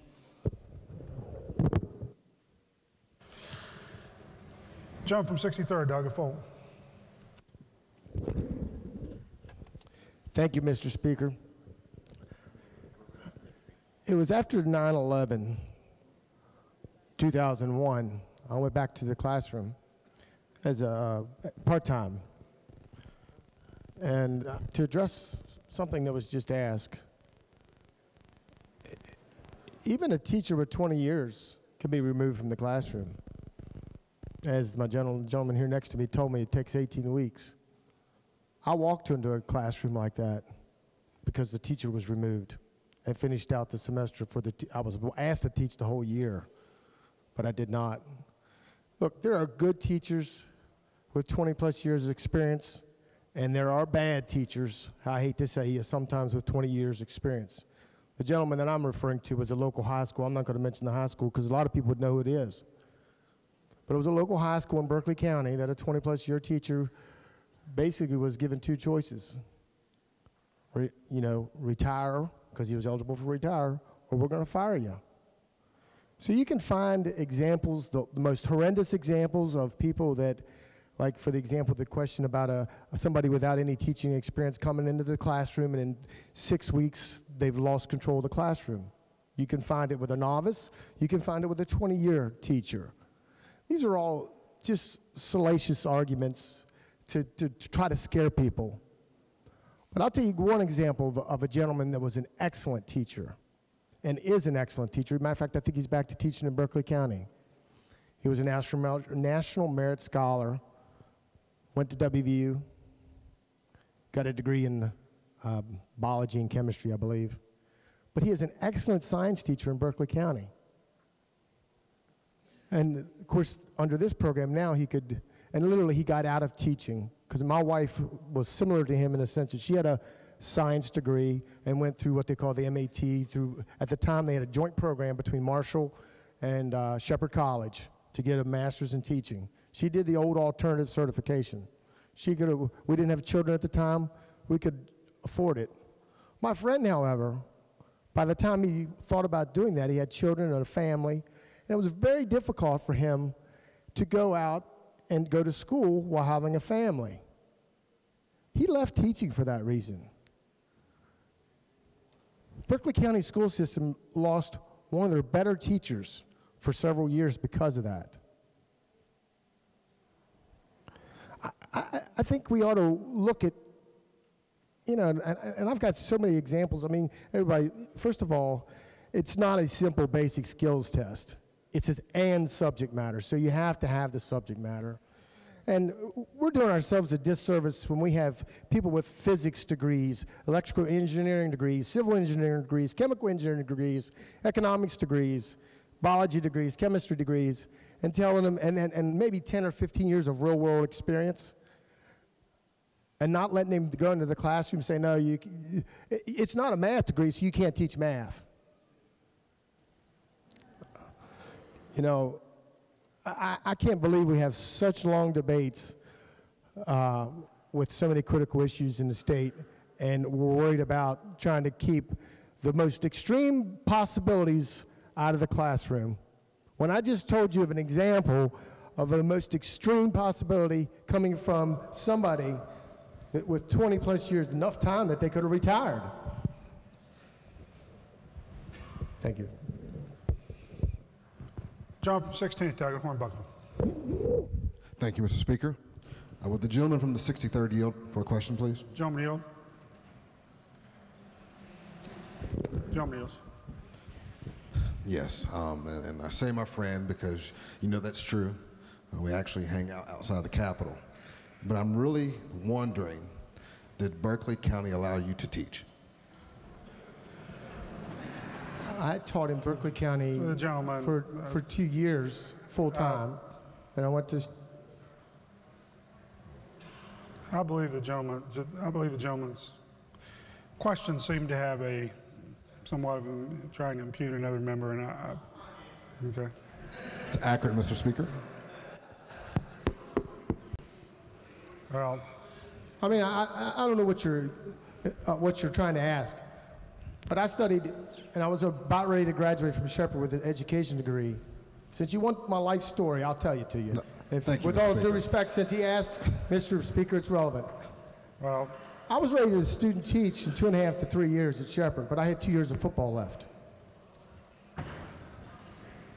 I graduated with 176 hours, I believe, from Shepherd University because I fell in love with economics after I switched from, I had a general studies economics class, and then I went, and because I had so many extra years to play football, that I decided I wanted to take a few economics classes to see how much I really liked it. And I fell in love with economics. I switched my major. I had everything done by 5 through 8, field experience and special methods. If anybody's been in education knows what those are. And then, of course, student teaching. I went out and worked for a year. I went to graduate school for a year. And then I came back to the classroom because I really wanted to see if I had a passion for teaching. I taught at Hedgesville High School for the better part of a year. I taught at Musselman High School filled in for the lady I basically filled in 9 months of the year for algebra. Rolf Johnson, who's the assistant principal, asked me the first day of school, will you teach the whole year because we know you have a background in math and could teach algebra. I might have actually went back and did my certification, but after teaching 2 years in the public school system, then getting a job as a teacher at Shepherd, lecturer at Shepherd for 2 years, teaching upper level to marketing and marketing research and 300 and 400 level marketing courses, and I was scheduled to teach finance before I left. I went to industry because that's where the money was. Quite frankly, if this would have been in place back then, I might be in the classroom. But in my case, I was very frustrated that I had spent 2 years teaching full-time in the classroom at that time, and they wanted me to go back and do student teaching.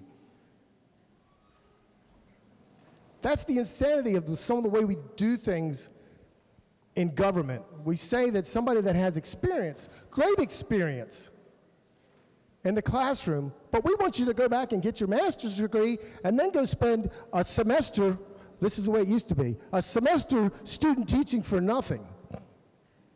This is the kind of stuff that we're trying to fix these type of issues. We want good people in the classroom. You can make good people good teachers. You can't always make, you can't make bad people good teachers. But good people in the classroom with the right academic background can be made to be good teachers. And I hope that answered your question. Yes. Thank you, Mr. Speaker. Thank you. Further members desiring to speak to the passage of the bill. Does the gentleman from 66 wish to close debate? Gentleman from 66. Very briefly, I think we've covered this, and I think our colleague from Summers, I think, stated it best. This is not a question of whether we are going to have alternative certification in West Virginia. That's been in law since 1990.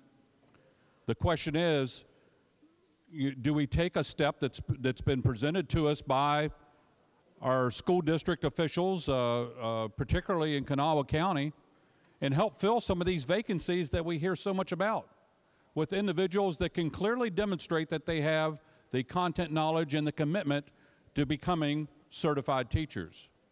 So again, if we're serious about filling those vacancies, I'd submit that this update to our alternative certification legislation is a good piece of legislation to help ensure that we do have qualified individuals in our children's classrooms. Mr. Speaker, I urge passage. Question for the House is the passage of the bill. Those in favor of passage will vote aye. Those opposed will vote no. The clerk will prepare the machine.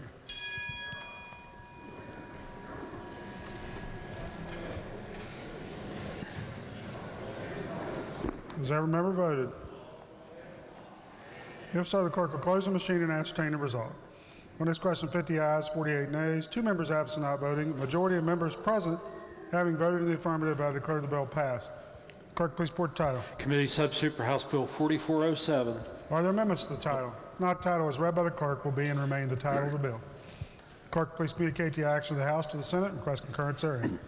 Bills on second reading. Committee Substitute for House Bill 2995, permitting certain animal euthanasia technicians who have been certified by other states to be certified animal euthanasia technicians in West Virginia. Are there amendments?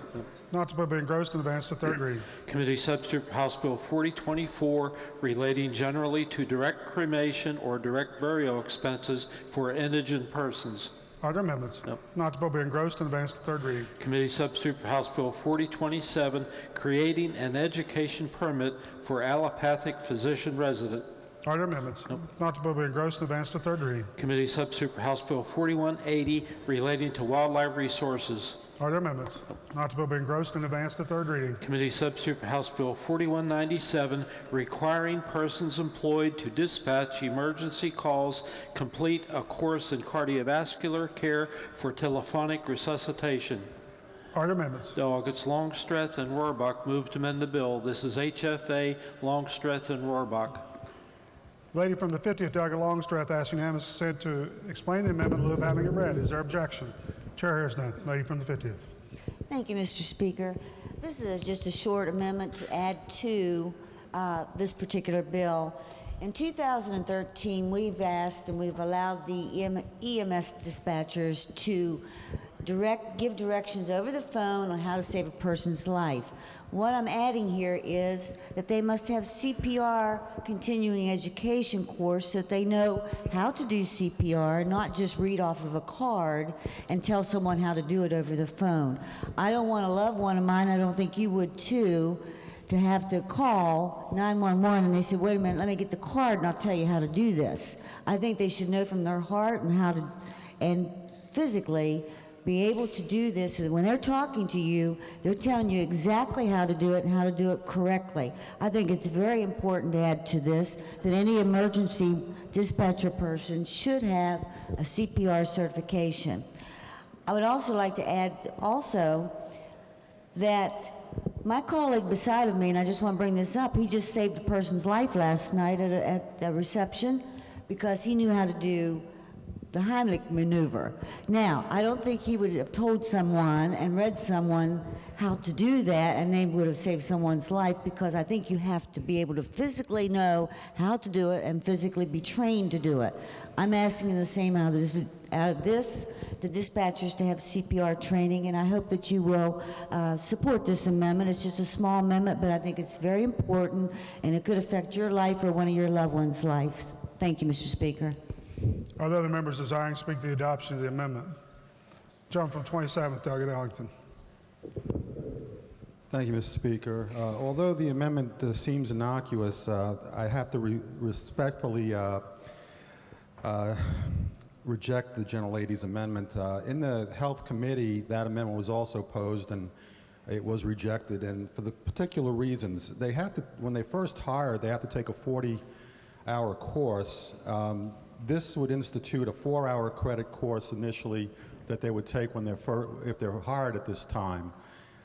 CPR is given at that time. They have to learn how to do the procedure. What happens afterwards is they will just have a list on when they're on the phone that they can go through and describe to someone at that time. They can take their routine CPR recertification every 2 years if they would like to. The committee just felt that we did not want to have an unfunded mandate for the counties or for the EMS services. The bill does not prevent a 911 center or a county from participating in continuing education. This just doesn't mandate it. So I would urge a rejection to the lady's amendment. Are there other members desiring to speak to the adoption amendment before I recognize the lady from the 50th to close? Lady from the 50th. I'm asking that you all will support this amendment. I also understand that most of this is done in-house training. Every 2 years they go through particular trainings, and most of this will be done in-house. So it's not going to cost that much. And I believe when you're talking about saving a person's life, that's more important than money. Thank you. Question before the House is the adoption of the roll call has been demanded. Is demand sustained? Demand is sustained. Those in favor of the lady's amendment will vote aye. Those opposed will vote no. The clerk will prepare the machine.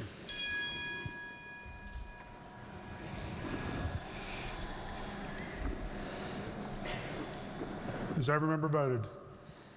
If so, the clerk will close the machine and ascertain the result. On this question, 37 ayes, 56 nays, 7 members absent not voting.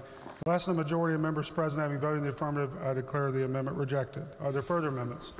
Not the bill be engrossed and advanced to third reading.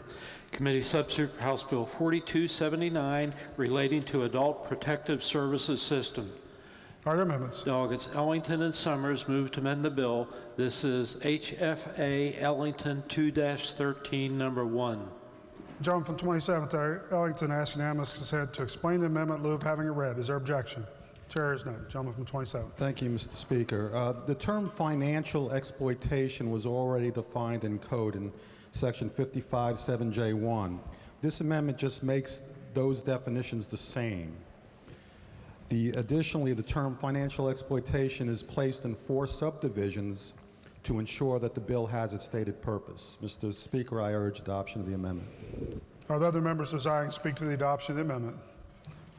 If not, the question before the House is the adoption of the amendment. All in favor of adoption will say aye. Those opposed, no. The ayes appear to have it. The ayes do have it. Declare the amendment adopted. Are there further amendments? Not the bill be engrossed and advanced to third reading. Committee Substitute for House Bill 4306, permitting local boards of health to combine without approval from the Commissioner of the Bureau for Public Health. Are there amendments? Not the bill be engrossed and advanced to third reading. Bills on first reading. Committee Substitute for Senate Bill 154, authorizing Department of Administration to promulgate legislative rules. Bill be advanced. Committee Substitute for Senate Bill 184, authorizing Department of Transportation to promulgate legislative rules. Bill be advanced. Committee Substitute for House Bill 2694, relating to the development and implementation of a program to facilitate commercial sponsorship of rest areas. Bill be advanced. Committee Substitute for House Bill 2890, establishing a library facilities improvement fund that will serve to support library facilities construction, maintenance, and improvement improvement projects. Bill be advanced. Committee Substitute for House Bill 3104, transfer of the West Virginia Traumatic Brain and Spinal Cord Injury Rehabilitation Fund. The bill be advanced. Committee Substitute for House Bill 4015, relating to the management and continuous inventory of vehicles owned, leased, operated, or acquired by the state and its agencies. Bill be advanced. Committee Substitute for House Bill 4154, establishing the 2018 Regulatory Reform Act. Bill be advanced. Committee Substitute for House Bill 4268, Co-Tenancy Modernization and Majority Protection Act. Bill be advanced. Committee Substitute for House Bill 4270, providing for the timely payment of monies owed from oil and natural gas production.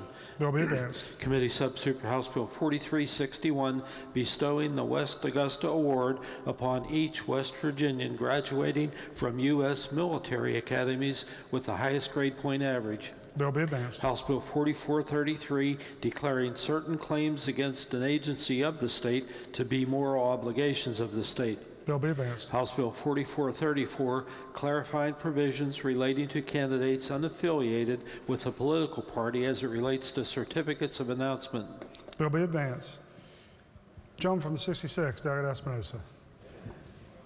Thank you, Mr. Speaker. It's been brought to my attention that the committee report for House Bill 4619 that was taken up this morning during committee reports, it failed to include the committee recommendation that it be referred to the Committee on Finance. I'd ask unanimous consent that we return to the third order of business to further consider the committee report for House Bill 4619. The gentleman from 66 asks unanimous consent that the House return to further consideration of House Bill 4619. Is there objection? Chair hears none. Pursuant to Rule 80, the bill is referred to the Committee on Finance. Leaves of absence. Okay.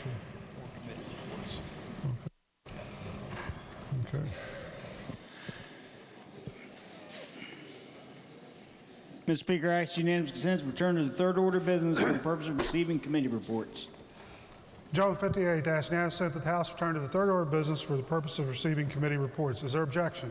Chair hears none. Reports of standing committees. Your Committee on Finance has had under consideration House Bill 4376, expiring funds to the balance of the Department of Health and Human Resources, House Bill 4385, making a supplementary appropriation to the Department of Health and Human Resources, House Bill 4389, expiring funds to the Enterprise Resource Planning System Fund, Senate Bill 379, supplemental appropriation from State Excess Lottery Revenue Fund of DHHR, Senate Bill 382, supplemental appropriation of lottery net profits to Bureau of Senior Services, Senate Bill 384, decreasing and increasing appropriations from State Fund General Revenue to DHHR, Senate Bill 385, decreasing and adding appropriations out of Treasury to DHHR and MAPS, Committee Substitute for Senate Bill 386, decreasing and increasing appropriations from Treasury to Higher Education Policy Commission, and Senate Bill 388, decreasing, increasing, and adding appropriations out of Treasury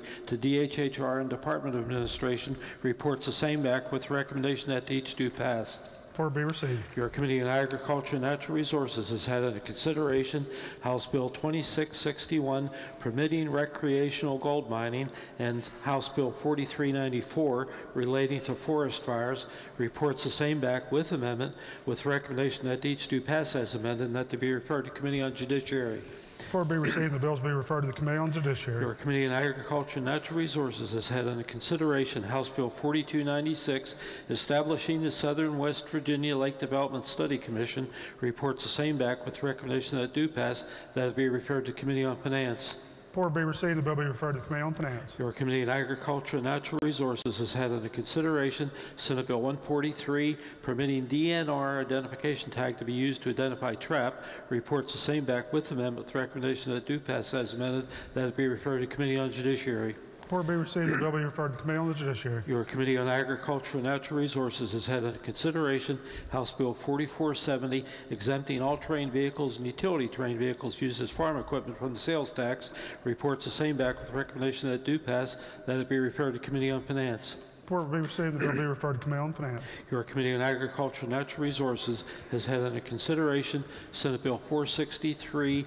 establishing group to examine benefits and need of transferring milk rules and regulations from DHR to agriculture. Reports the same back with amendment with recommendation that it do pass as amended and that it be referred to the Committee on Government Organization. Report will be received and the bill will be referred to the Committee on Government Organization. Remarks by members of the House. The gentleman from the 50th Delegate Ward. Thank you, Mr. Speaker. Yesterday, the gentleman from the 32nd mentioned that his father-in-law had passed away, and I happen to know that man and actually probably know him longer than he has. But his remarks were very good, and I just want to ask that to memorialize this man, I think it'd be good to put him in the appendix of the journal. So I'd like to ask that the remarks to the gentleman from the 32nd remarks be put in the appendix of the journal. Without objection, remarks will be placed in the appendix of the journal. Thank you. John from the 22nd, Delegate Eldridge. Thank you, Mr. Speaker. First off, I'd like to put the comments of my friend from the 17th concerning House Bill 4009 be placed in the appendix of the journal. Without objection, remarks will be placed in the appendix of the journal. Also, Mr. Speaker, we have a birthday today. In 1941, he got shot down in the military behind enemy lines way before the United States got into war. And this gentleman, General, is from Lincoln County. And on behalf of my delegation from the 22nd and the 16th, we all would like to say happy birthday to Brigadier General Charles Chuck Yeager. Today's his birthday. 95 years old. Happy birthday, Chuck. Okay. The lady of the 16th wishes to lead us in happy birthday to General Yeager. Please join me. Happy birthday to you. Happy birthday to you. Happy birthday, dear Chuck. Happy birthday to you.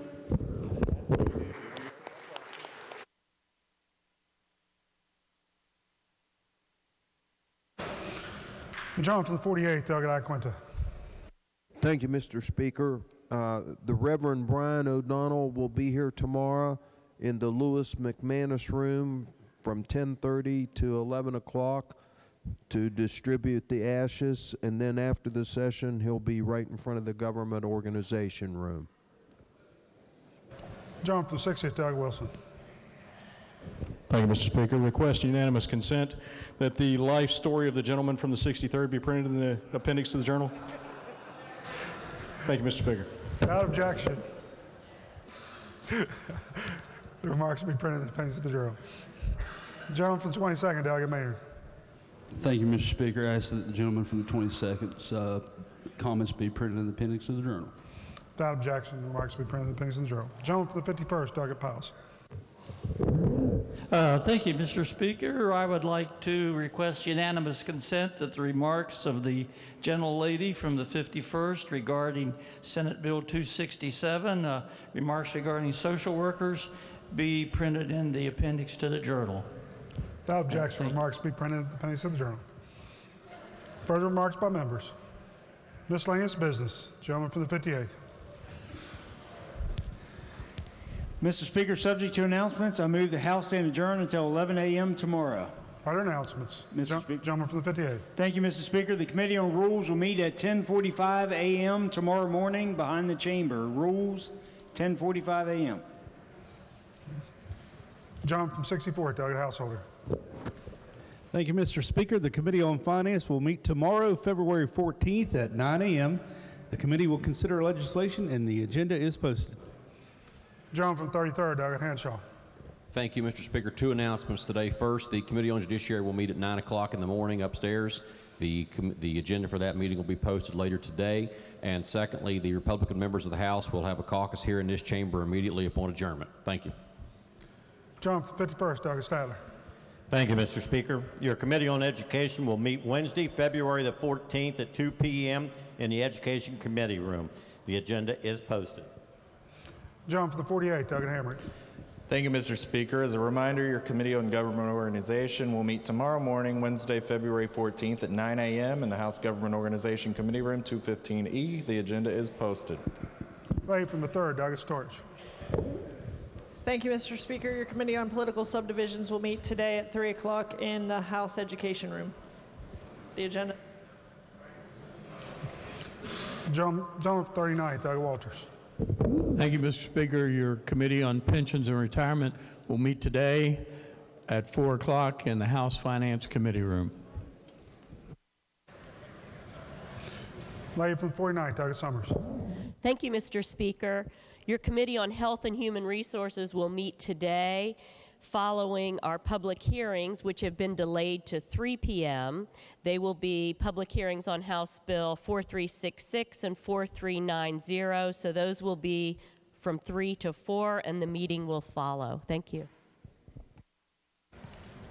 John from the 47th, Doug Wagner. Thank you, Mr. Speaker. Your Committee on Veterans Affairs and Homeland Security will meet tomorrow, Wednesday, February 14th, at 1 o'clock in the House Education Committee Room, and the agenda will be posted. John for the 8th, Doug Anderson.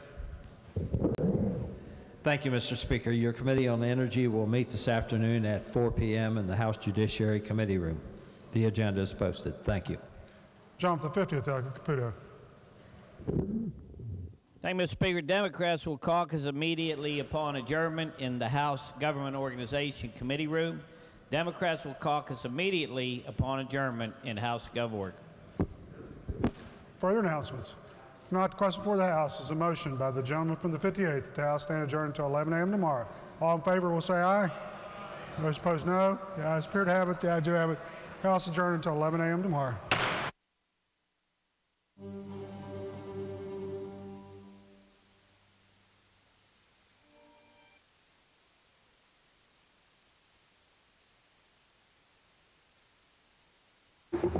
Senate will please come to order. The Senate will please come to order. All those not having privileges of the floor will please vacate the chamber.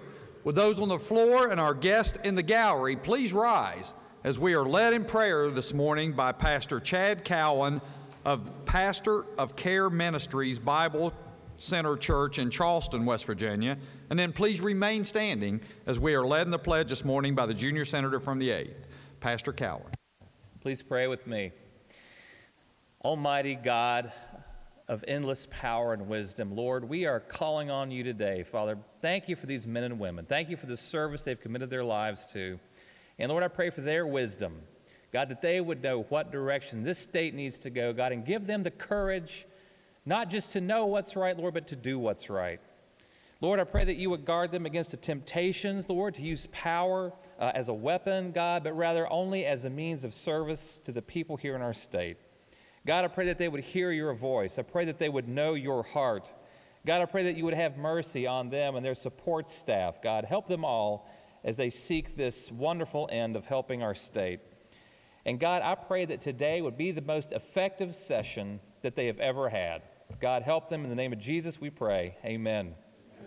Amen. Thank you, Pastor. Junior Senator from the 8th. As we stand, let us put our hands over our heart and recite the pledge to the great land that we live in. I pledge allegiance to the flag of the United States of America, to the republic for which it stands, one nation under God, indivisible, with liberty and justice for all. Thank you. Reading of the journal. West Virginia Legislature Senate Journal, February 12th, 2018. The Senate met at 11:15. The senator from Pleasants County requests unanimous consent that further reading of the journal be dispensed with and that it be approved as having been read. Is there objection? Chair hears none, so ordered. Introduction of guests. On behalf of the Senate, it is my pleasure to welcome our honorary pages for the day. If you'll please stand and be recognized as your name is called. As guest of the senator from Mercer, we have Sarah Hill and Colton Klein. As guest of the senator from Monroe, Brianna Washington and Tyler Knighty. As guest of the senator from Monongalia, Lily Allman, Emily Goldcamp, Asa Hallbrighter, Brianna Jackson, Mackenzie Poe, Hannah Marks, Ella Motes, Michael Murphy, Andrew Turner, and Catherine Zerker Kirby. If they would all please rise. Oh, and I want to note that some are in the rear of the chamber as well. So if they would all please rise in the Senate, give them a warm welcome.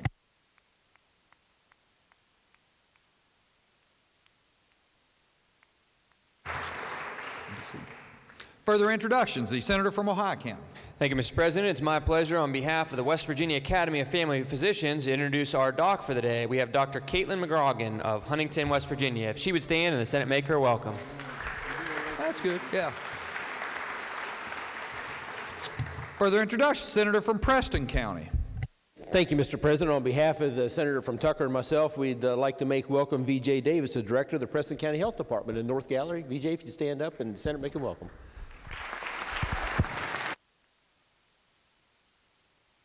The Junior Senator from the 4th. Thank you, Mr. President. It is my pleasure and yours to welcome, seated in the North Gallery, Amy Haskins. She's the administrator for the Jackson County Health Department, and she's here in support of local health departments for Public Health Day. If the Senate would make her welcome. Further introductions. The Senior Senator from the 17th. Thank you, Mr. President. On behalf of the Junior Senator from the 17th, we have a group of students here today from George Washington High School. If they can stand up and the Senate make them feel welcome.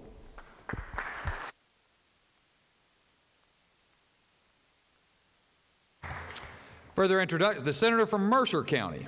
Thank you, Mr. President. We have several guests here today on behalf of the Senior Senator from the 6th. We have in one of the galleries, I'm not sure which, we have the parents of Sarah Hill, Marcella, and Jeffrey Hill. We have the parents of Colton Klein, Daniel and Dusty Klein. And we have Donna and Paul Ledwinski from our district and their son Aaron. If they would all stand in the Senate, make them welcome. Thank you.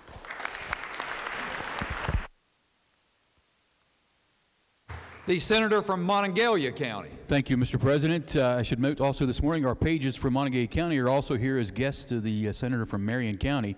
And on behalf of the Senator from Marion County and myself, we're happy to have the parents and chaperones with our students with us today. And if they'll please stand as I read their name, we have Julie Zerker, Michelle Allman, Brittany Poe, Leslie and Chris Motes, Sarah Marks, Aaron Coates, and their teacher, Mrs. Conley. If they'll please stand and let the Senate make them welcome. Thank you.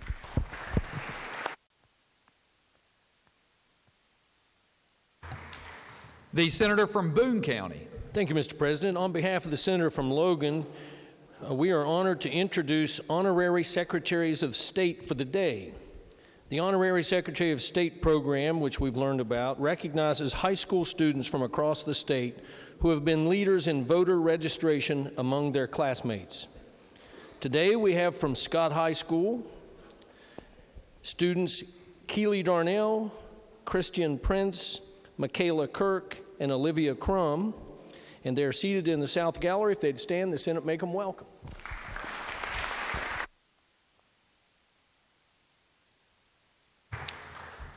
The Junior Senator from the 8th. Thank you, Mr. President. With us today, we have some occupational therapy students. They are from the University of Charleston and West Virginia University. I'd ask that they stand and the Senate make them welcome.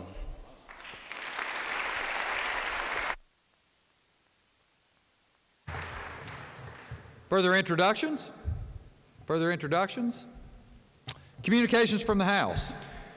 The Clerk of the House announced the passage by that body of engrossed committee substitute for House Bill 2841, requiring board members to have attended a board meeting to be compensated for the meeting. Message will be received and referred to the Committee on Government Organization. Engrossed committee substitute for House Bill 4142, providing certain employees of the Division of Corrections, Division of Juvenile Services, and West Virginia Regional Jail and Correctional Facility Authority a salary adjustment. Message will be received and referred to the Committee on Finance. Engrossed committee substitute for House Bill 4320, limiting the ability of an agent under a power of attorney to take self-benefiting actions. Message will be received and referred to the Committee on the Judiciary. Engrossed House Bill 4380, making a supplementary appropriation to the Department of Agriculture. Message will be received and referred to the Committee on Finance. Engrossed House Bill 4381, making a supplementary appropriation to the Department of Education. Message will be received and referred to Committee on Finance. Engrossed House Bill 4384, making a supplementary appropriation to the Department of Transportation. Message will be received and referred to Committee on Finance. Engrossed House Bill 4386, making a supplementary appropriation to the Department of Health and Human Resources, Division of Health, Community Mental Health Services. Message will be received and referred to Committee on Finance. Further House messages? No, sir. Communications from the Executive? There are none. Reports from standing committees? Your Committee on Finance has had under consideration Senate Bill 339 relating to West Virginia Retirement Health Benefit Trust Fund within PEIA, and reports the same back with the recommendation that it do pass. Respectfully submitted, Craig Blair, Chair. Report will be received. Your Committee on the Judiciary has had under consideration Senate Bill 358 relating to magistrate court costs for criminal proceedings, and reports back a committee substitute for same with the recommendation that the committee substitute do pass. Respectfully submitted, Charles S. Trump IV, Chair. Report will be received. Your Committee on Banking and Insurance has had under consideration Senate Bill 398 relating to requirements for making consumer loans, and reports the same back with the recommendation that it do pass. Respectfully submitted, Michael T. Azinger, Chair. Report will be received. Your Committee on Natural Resources has had under consideration Senate Bill 416, making fishing for catfish with bare hands lawful, and reports back a committee substitute for same with the recommendation that the committee substitute do pass, but under the original double committee reference, first be referred to the Committee on the Judiciary. Respectfully submitted, Mark R. Maynard, Chair.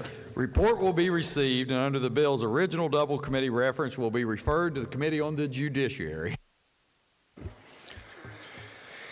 Your Committee on Finance has had under consideration committee substitute for Senate Bill 472, providing funds to DHHR for local boards of health employee pay raises, and reports the same back with the recommendation that it do pass, but under the original double committee reference, first be referred to the Committee on Government Organization. Respectfully submitted, Craig Blair, Chair. Report will be received, and under the bill's original double committee reference will be referred to the Committee on Government Organization.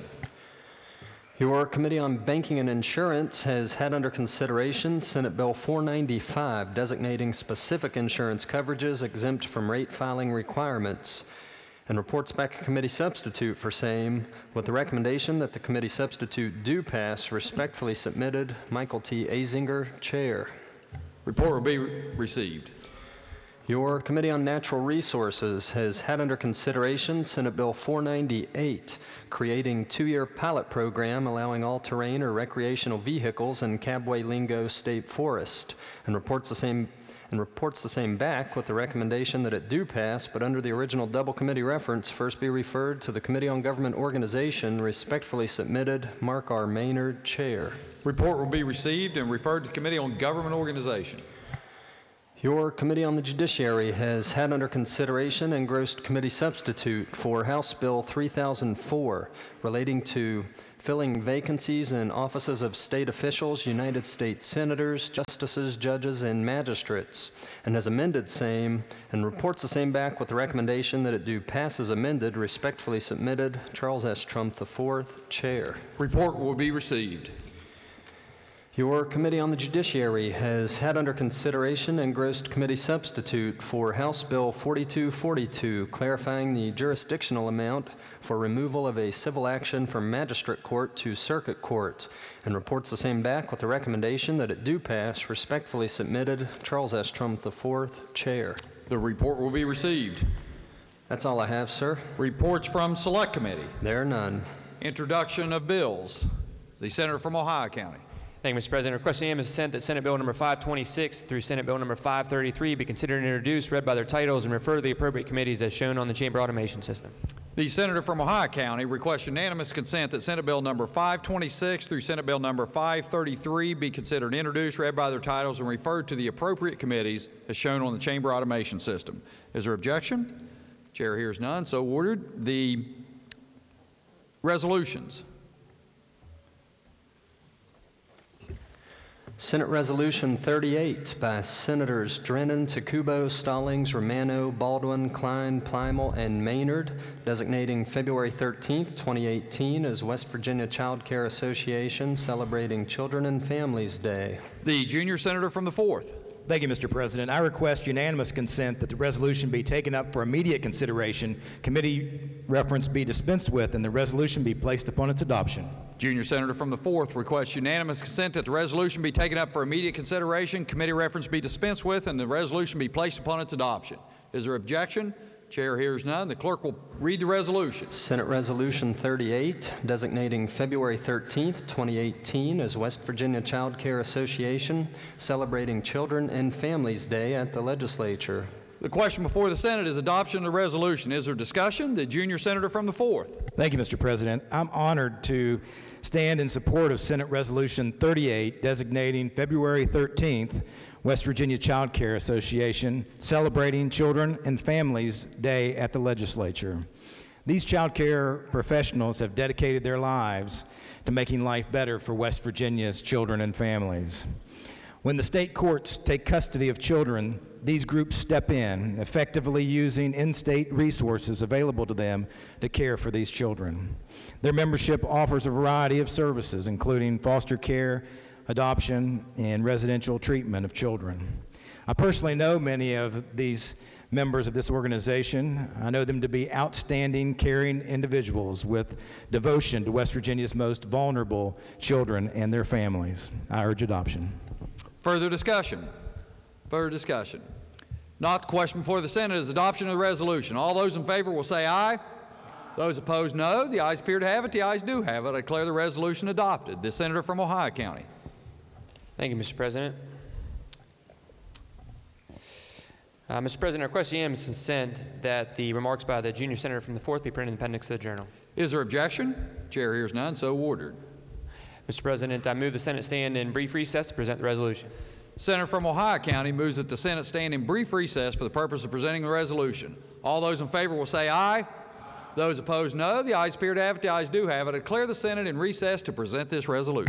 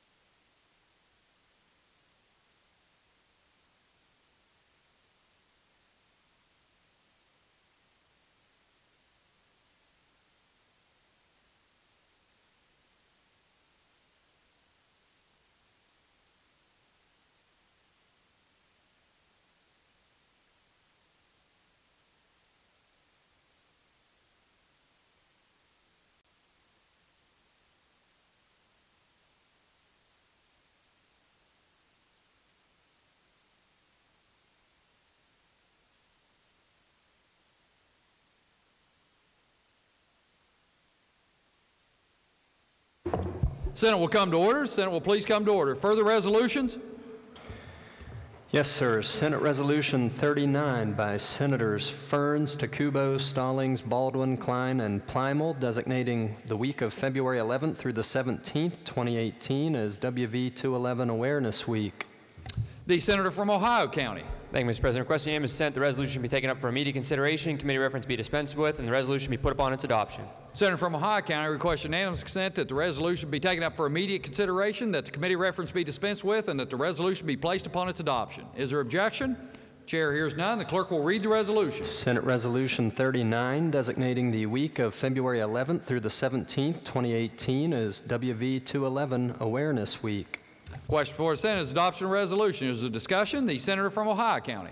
Thank you, Mr. President. As the resolution says, we're raising awareness about the West Virginia 211 program, which, for those of you who are not familiar, is a 24-hour-a-day, 7 days per week call line. And, Mr. President, you know a lot of the folks in West Virginia are going through hard times, facing real challenges, and this is an opportunity, this is a kind of a one-stop shop for them to address whatever needs, concerns that they might have, whether it's financial, domestic, health, or disaster-related.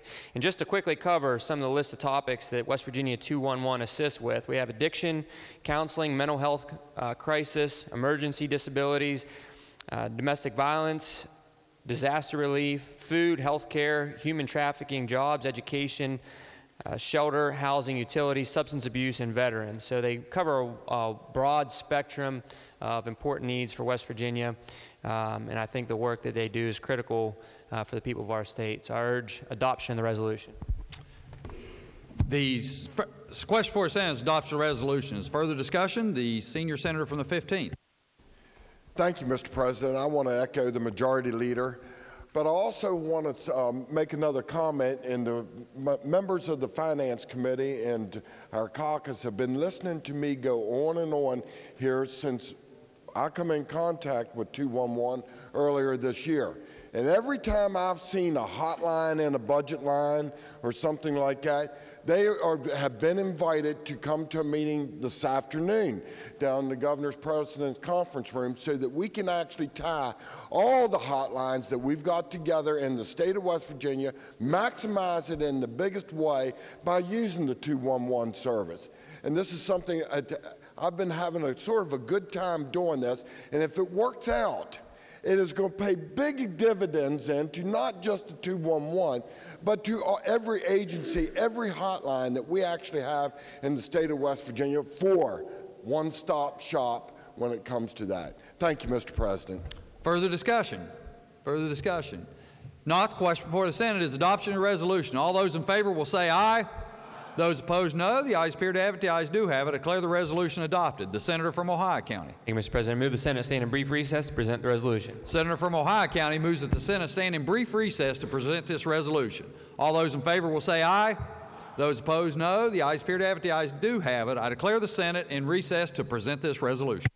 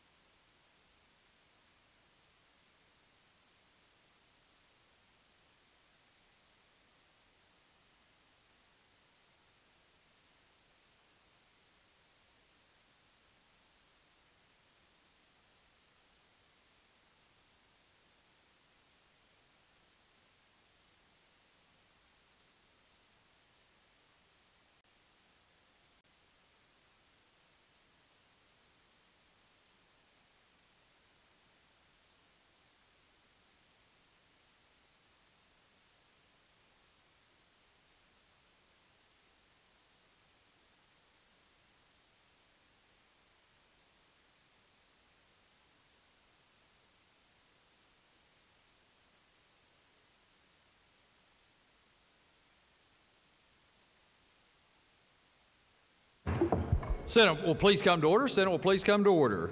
The senior senator from the 16th. Thank you, Mr. President. I ask unanimous consent to return to the second order of business. Is there objection? Chair hears none. Senator may proceed. Thank you, Mr. President. I have two sets of introductions I'd like to give. Senate will please come to order. I'd like to have two sets of introductions I'd like to give. First of all, it's the senator from the junior senator from the 16th, and the senators from 17th and I are very pleased to have some Berkeley Morgan County Health Department officials here today with us. We have Bill Kearns, who's our public health administrator. We also have Angela Gray, who is the nurse director of the Berkeley County Health Department, as well as serves as the Board of Health chair in Morgan County. And we have Tim Ziegler from the Morgan County Sanitarian, if they'd stand and receive a warm Senate welcome.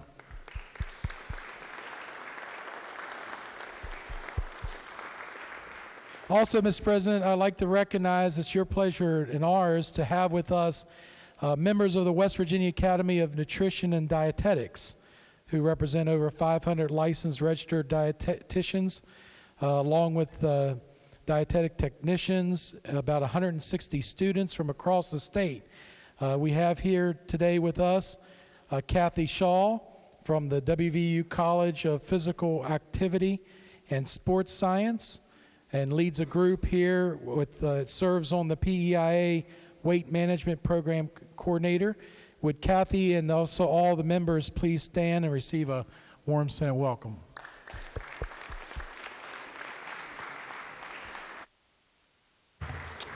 Further introductions? Further introductions? Motions? Petitions? There are none. The senior senator from the 6th. Thank you, Mr. President. I request unanimous consent to return to the consideration of Senate Bill 498. Is there objection? Chair hears none. The senior senator from the 8th. Thank you, Mr. President. I ask unanimous consent to waive the second committee reference to government organization reference for Senate Bill 498. Is there objection? Chair hears none. So ordered. Unfinished business. Senate Concurrent Resolution 18, naming the Ballantyne Brothers Bridge. Resolution will be referred to Committee on Transportation and Infrastructure. Senate Concurrent Resolution 19, naming the John B. Short Memorial Bridge. Resolution will be referred to the Committee on Transportation and Infrastructure. Bills on third reading. Engrossed committee substitute for Senate Bill 57 relating to third-party litigation financing. Third reading of the bill. The question before the Senate is, shall the bill pass? Is there discussion? The senator from Morgan County.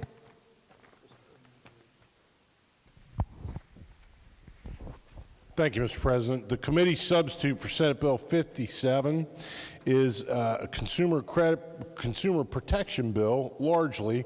It relates also to disclosure of attorney source payments. And so let me describe how it does all that technically. There are amendments. There's a new section added to Chapter 22B, Article 1. It's designated as Section A, and a new section designated 2417A in Chapter 24. And then the bill creates a whole new article in the code in the Consumer Credit Protection Act. In Chapter 46A, it's designated as Article 6N, Sections 1 through 8. So the two new sections in Chapter 22 and Chapter 24 relate to the requirement, impose a requirement, that when the attorney's fees for a litigant in a case before the environmental policy, yep, that's in the environmental boards, or before the Public Service Commission, are being paid by someone else, by a third party other than the litigant, there's a requirement that there be disclosure made as to who's actually paying the attorney's fees. The rest of the bill, the new article in Chapter 46A, the new Article 6N, relates to disclosure and requirements for the practice of litigation financing. And it defines terms, it defines a litigation financier as someone who is financing consumer litigation. There are requirements under the Act. The people who are serving as financiers of litigation have to register with the Secretary of State. They have to post bond. There are some detailed disclosures. There are prohibitions in their conduct that are set forth in Section 4. They're prohibited from paying commissions or referral fees to attorneys or law firms or medical providers. They're prohibited from accepting commissions or referral fees from attorneys, law firms, medical providers. They're prohibited from making false or misleading advertising. They're prohibited from referring people to specific attorneys. And for failing to provide, they're prohibited from failing to provide copies of litigation financing contracts. Section 5 of the bill delineates what has to be in a litigation financing contract. And there's specific language and disclosures that have to be included in it. There's including, language that's boldface underlined that has to be set forth in the agreement. The section also, or the article also provides that for violation of the article, litigation financing contracts be determined to be unenforceable. They be void. And it says that there's a right of rescission in the article that requires that once a person signs a litigation financing contract, they have a right for a period of time, 5 business days, to cancel the contract, and they have to be notified of that. Section 8 of the article limits the fees that can be charged to consumers by litigation financiers, and limits that to 10%, and fees cannot be, a consumer cannot be charged an annual fee other than is authorized by that more than one time per year. Limitation is 10% of the original amount of the money provided to the consumer. It is an interesting development in the legal profession, or the legal world, Mr. President, that this is occurring. I was actually unaware of it, but people are being induced and incented to sell assignments in their cases and causes of action to these companies. So this is, I think, from what I've learned, an important piece of consumer protection that we're going to put into code. I'd be happy to try to answer questions about the bill. Otherwise, I urge its passage. Further discussion? Further discussion? Not, all those in favor will vote yea. Those opposed will vote nay. The clerk will prepare the machine.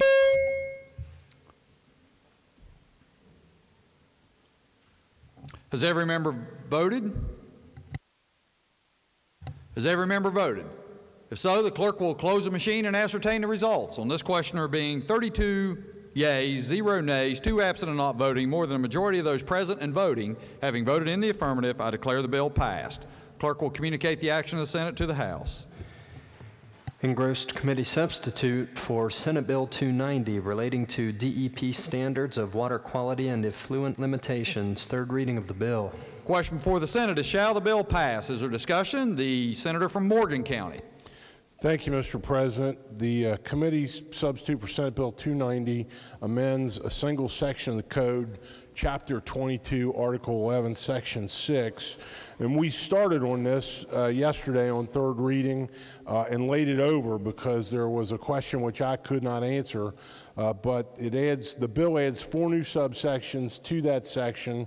It allows the Secretary to issue water pollution control permits that contain water quality-based effluent limits that are adjusted to reflect credit for pollutants in the permittee's water intake.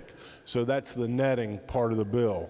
And then the next subsection prohibits the Secretary from setting benchmarks for substances or conditions of discharges of stormwater that are more restrictive than the aquatic life water quality criteria and a couple other subsections. But I'd be happy to try to answer further questions if there are any.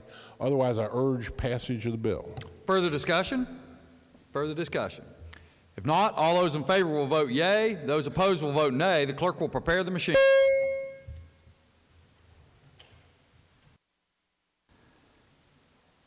Has every member voted? Has every member voted? So the clerk will close the machine and ascertain the results. On this question, there being 33 yeas, 0 nays, 1 absent and not voting, more than a majority of those present and voting having voted in the affirmative, I declare the bill passed. Clerk will communicate the action of the Senate to the House. Engrossed Senate Bill 365 relating to Young Entrepreneur Reinvestment Act. Third reading of the bill. Question before the Senate is, shall the bill pass? Is there discussion? The senator from Marshall County. Thank you, Mr. President. Senate Bill 365, referring to the Young Entrepreneur Reinvestment Act. In 2016, the legislature enacted legislation creating a new section of code which basically created this act. The act waives the requirement of payment of certain fees related to starting certain types of businesses for those under the age of 30. These fees are in the hundreds of dollars. It's not that much money involved here, and they include articles of incorporation of a domestic for-profit corporation, articles of incorporation for a domestic nonprofit corporation, articles of organization of a domestic limited liability company, as well as agreement of domestic general partnership and certificate of domestic limited partnerships. When the act was initially created in 2016, it had a 2-year sunset. This bill, Senate Bill 365, will eliminate that sunset. There's been approximately 106 young entrepreneurs who have taken advantage of this act since it's been created. I urge passage. Thank you, Mr. President. Further discussion? Not, all those in favor will vote yea. Those opposed will vote nay. The clerk will prepare the machine. Has every member voted? Has every member voted? So the clerk will close the machine and ascertain the results. On this question being 33 yeas, 0 nays, 1 absent and not voting, more than a majority of those present and voting, having voted in the affirmative, I declare the bill passed. Clerk will communicate the action of the Senate to the House. Engrossed committee substitute for Senate Bill 375 relating to farmers markets. Third reading of the bill. Question before the Senate is, shall the bill pass? Is there discussion? The senator from Preston County. Thank you, Mr. President. This bill, Senate Bill 375, changes the way farmers market permits are issued. It removes the local health departments from that process and instead uses the Department of Agriculture. The Uniform Farmers Market Permit is replaced by what's called the Farmers Market Vendor Permit, and the new permit is valid statewide at a cost of $35, and it permits the vendors to sell farm and food products as well as cottage foods. The bill clarifies that certain farm and food products also require food establishment or other permits to be sold at the farmers markets, including, but not limited to, meat, poultry, dairy, fish, and sprouted seeds. The local health departments also retain the authority to invoke cessations of product under certain circumstances. The bill clarifies that local health departments retain authority to inspect and suspend food establishment permits. The Department of Agriculture is given authority to establish regulations permitting the sampling of certain farm and food products at farmers markets by vendors. The rules and regulations for the farmers markets, cottage foods, acidified foods, non-potentially hazardous foods, and exempted foods are transferred from DHHR to the Department of Agriculture. The rules must set forth quantity limits for the cottage foods. A new code section is added directing the Department of Agriculture to regulate cottage foods. Online sales must be delivered in person. A home, farm, community, or commercial kitchen may be used by a cottage food vendor as determined by the department, and the new section also sets forth labeling requirements for the cottage foods. Mr. President, I'm happy to try to answer any questions, and if not, I urge passage of Senate Bill 375. Further discussion. The senator from Monongalia County. Thank you, Mr. Chairman. Will the gentleman yield? The senator yield. Senator does yield. Thank you, Senator. Thank you, Mr. President. One quick question here in regards to the authority. I'm just going through some notes that we have here in front of us. Skipping down through here, it's my understanding that in a situation where the health department deems there's a hazardous scenario in play, and they have to consult with the Department of Agriculture to move forward with whatever application may be taken to remedy this situation. Whose precedence takes, who has the authority in that scenario? Is it Department of Agriculture or is it the Health Department? It's my understanding that in the situation of an outbreak or a public concern that the Health Department would have authority to move forward without any stipulations, yes. Thank you, Senator. Thank you, Mr. President. Further discussion? Further discussion? If not, all those in favor will vote yea. Those opposed will vote nay. The clerk will prepare the machine. Has every member voted? Has every member voted? If so, the clerk will close the machine and ascertain the results. On this question, there being 33 yeas, 0 nays, 1 absent and not voting, more than a majority of those present and voting, having voted in the affirmative, I declare the bill passed. The clerk has a title amendment. Senator Seipolt moved to amend the title of the bill. Question before the Senate is adoption of the title amendment. All those in favor will say aye. Those opposed, no. The ayes appear to have it. The ayes do have it. I declare the title amendment adopted. The clerk will communicate the action of the Senate to the House. Engrossed committee substitute for Senate Bill 446, creating Agricultural Responsibility Act. Third reading of the bill. The question before the Senate is, shall the bill pass? Is there discussion? The senator from Preston County. Thank you, Mr. President. Senate Bill 446 authorizes the Commissioner of Agriculture to devise means of advancing agritourism in the state and directs the Commissioner in consultation with the Secretary of Commerce to promulgate rules for the promotion, marketing, and regulation of agritourism. The proposed law requires an agritourism business to post a notice advertising participants of the inherent risks of agritourism activities. Employees and volunteers of an agritourism business that posts the required notice are not liable for injury or for death of a participant resulting from the inherent risks of agritourism activities, except under certain limited circumstances. Duties of agritourism participants are also set forth. The proposed law also clarifies that the occurrence of agritourism does not change the nature or use of the property that otherwise qualifies as agricultural for building codes and property tax classification purposes. Agritourism businesses may also use certain of its facilities for occasional events without complying with the building codes and applicable building structures used for such purposes on a full-time basis, as long as such facilities are deemed structurally sound and otherwise safe for the intended use. I'm happy to try to answer any questions, Mr. President, and if not, I urge passage of the bill. Further discussion, the senator from Braxton County. Thank you, Mr. President. Would Senator yield, please? Senator yield. Senator does yield. Senator, I'm not sure exactly what we're doing. I'm not on judiciary to hear this, but one thing that just caught my mind when you said structures.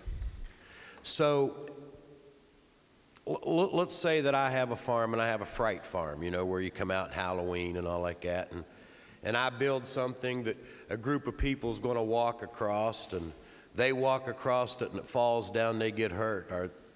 Sorry about my luck and this bill? I think that would be considered gross negligence and you would be liable. This only protects you from simple negligence. For instance, if you had a farm where you would allow horseback riding and someone fell off a horse or hurt themselves, because there's an inherent danger with that. Similar to skiing on a ski slope, there's an inherent danger that you understand when you engage in that activity. Okay. Well, the only thing I'm saying is we've got to be careful here of allowing something that some people get hurt on, and I just want to make sure. So you're confident that that's not the case here? Yes, sir. I am confident because it specifically states that the structures must be in good repair and substantial. And I think that this only protects the owners from simple negligence, like something which is beyond their control. Okay, thank you. Further discussion? Further discussion? Not. Question before the Senate is, shall the bill pass? All those in favor will vote yea. Those opposed will vote nay. The clerk will prepare the machine.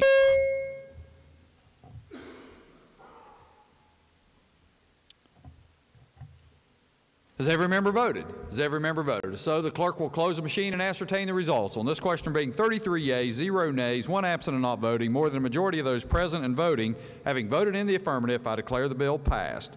Clerk will communicate the action of the Senate to the House. Engrossed committee substitute for House Bill 2546, allowing replacement costs of employer-provided property to be deducted from an employee's final paycheck if the property is not returned. The senator from Ohio County. Thank you, Mr. President. Requesting unanimous consent that the bill lie over 1 day, retaining its place on the calendar. Is there objection? Chair hears none, so ordered.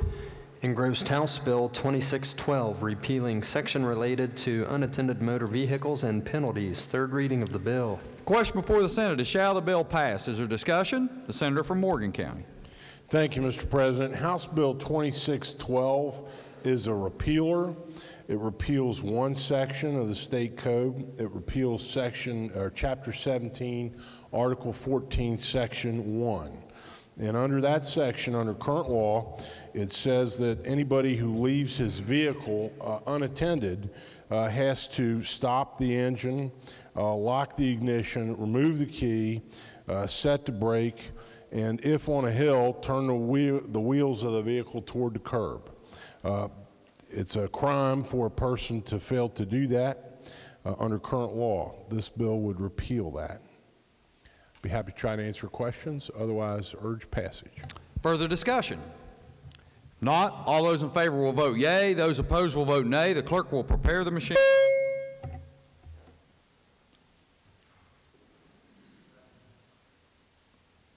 Has every member voted?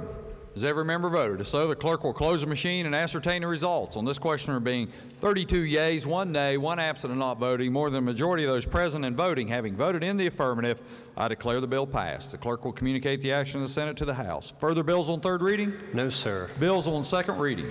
Committee substitute for Senate Bill 36 relating generally to DNA testing. Second reading of the bill. Are there amendments to the bill? No, sir. Bill will be engrossed and advanced to third reading. Committee substitute for Senate Bill 288, regulating cremation, embalming, and directing of funeral service. Second reading of the bill. Are there amendments to the bill? No, sir. Bill will be engrossed and advanced to third reading. Committee substitute for Senate Bill 321, relating to powers and duties of public land corporations. Second reading of the bill. Are there amendments to the bill? No, sir. Not. The bill will be engrossed and advanced to third reading. Committee substitute for Senate Bill 397, creating crime of impersonating blind or disabled persons. Second reading of the bill. Are there amendments to the bill?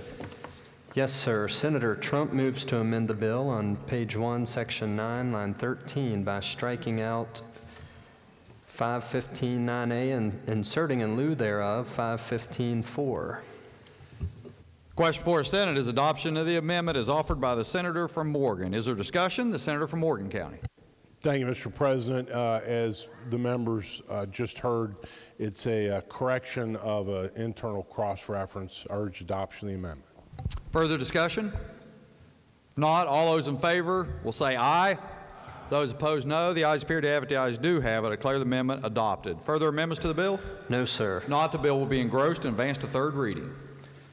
Senate Bill 407, licensing and approval of child care programs. Second reading of the bill. Are there amendments to the bill? No, sir. Bill will be engrossed and advanced to third reading. Committee substitute for Senate Bill 408, licensing of nursing homes and assisted living residents. Second reading of the bill. Are there amendments to the bill? No, sir. Bill will be engrossed and advanced to third reading.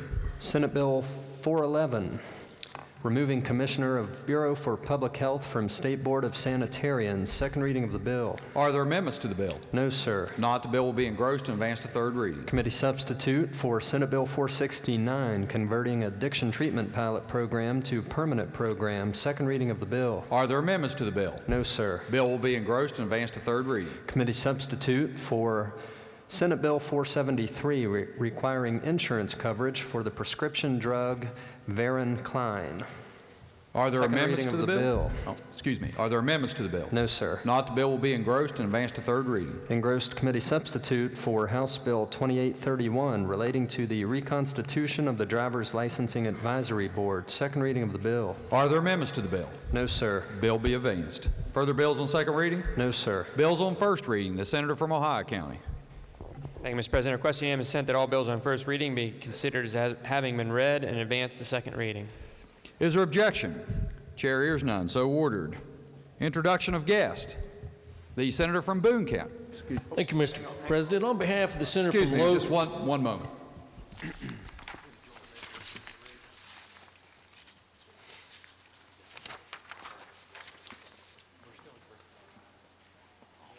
I need to read a joint resolution.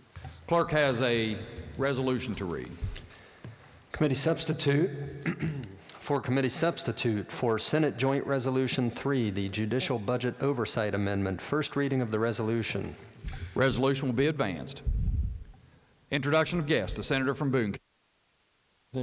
On behalf of the senator from Logan, Cabell, and the senior senator from the 5th, we're very pleased to have in the South Gallery Dr. Michael Kilkenny, a classmate of mine, who is now a pioneer and a visionary leader in the opioid harm reduction that is being looked at. His program is being looked at all over the country. He serves as a model. If Dr. Kilkenny would stand, we'd make him welcome.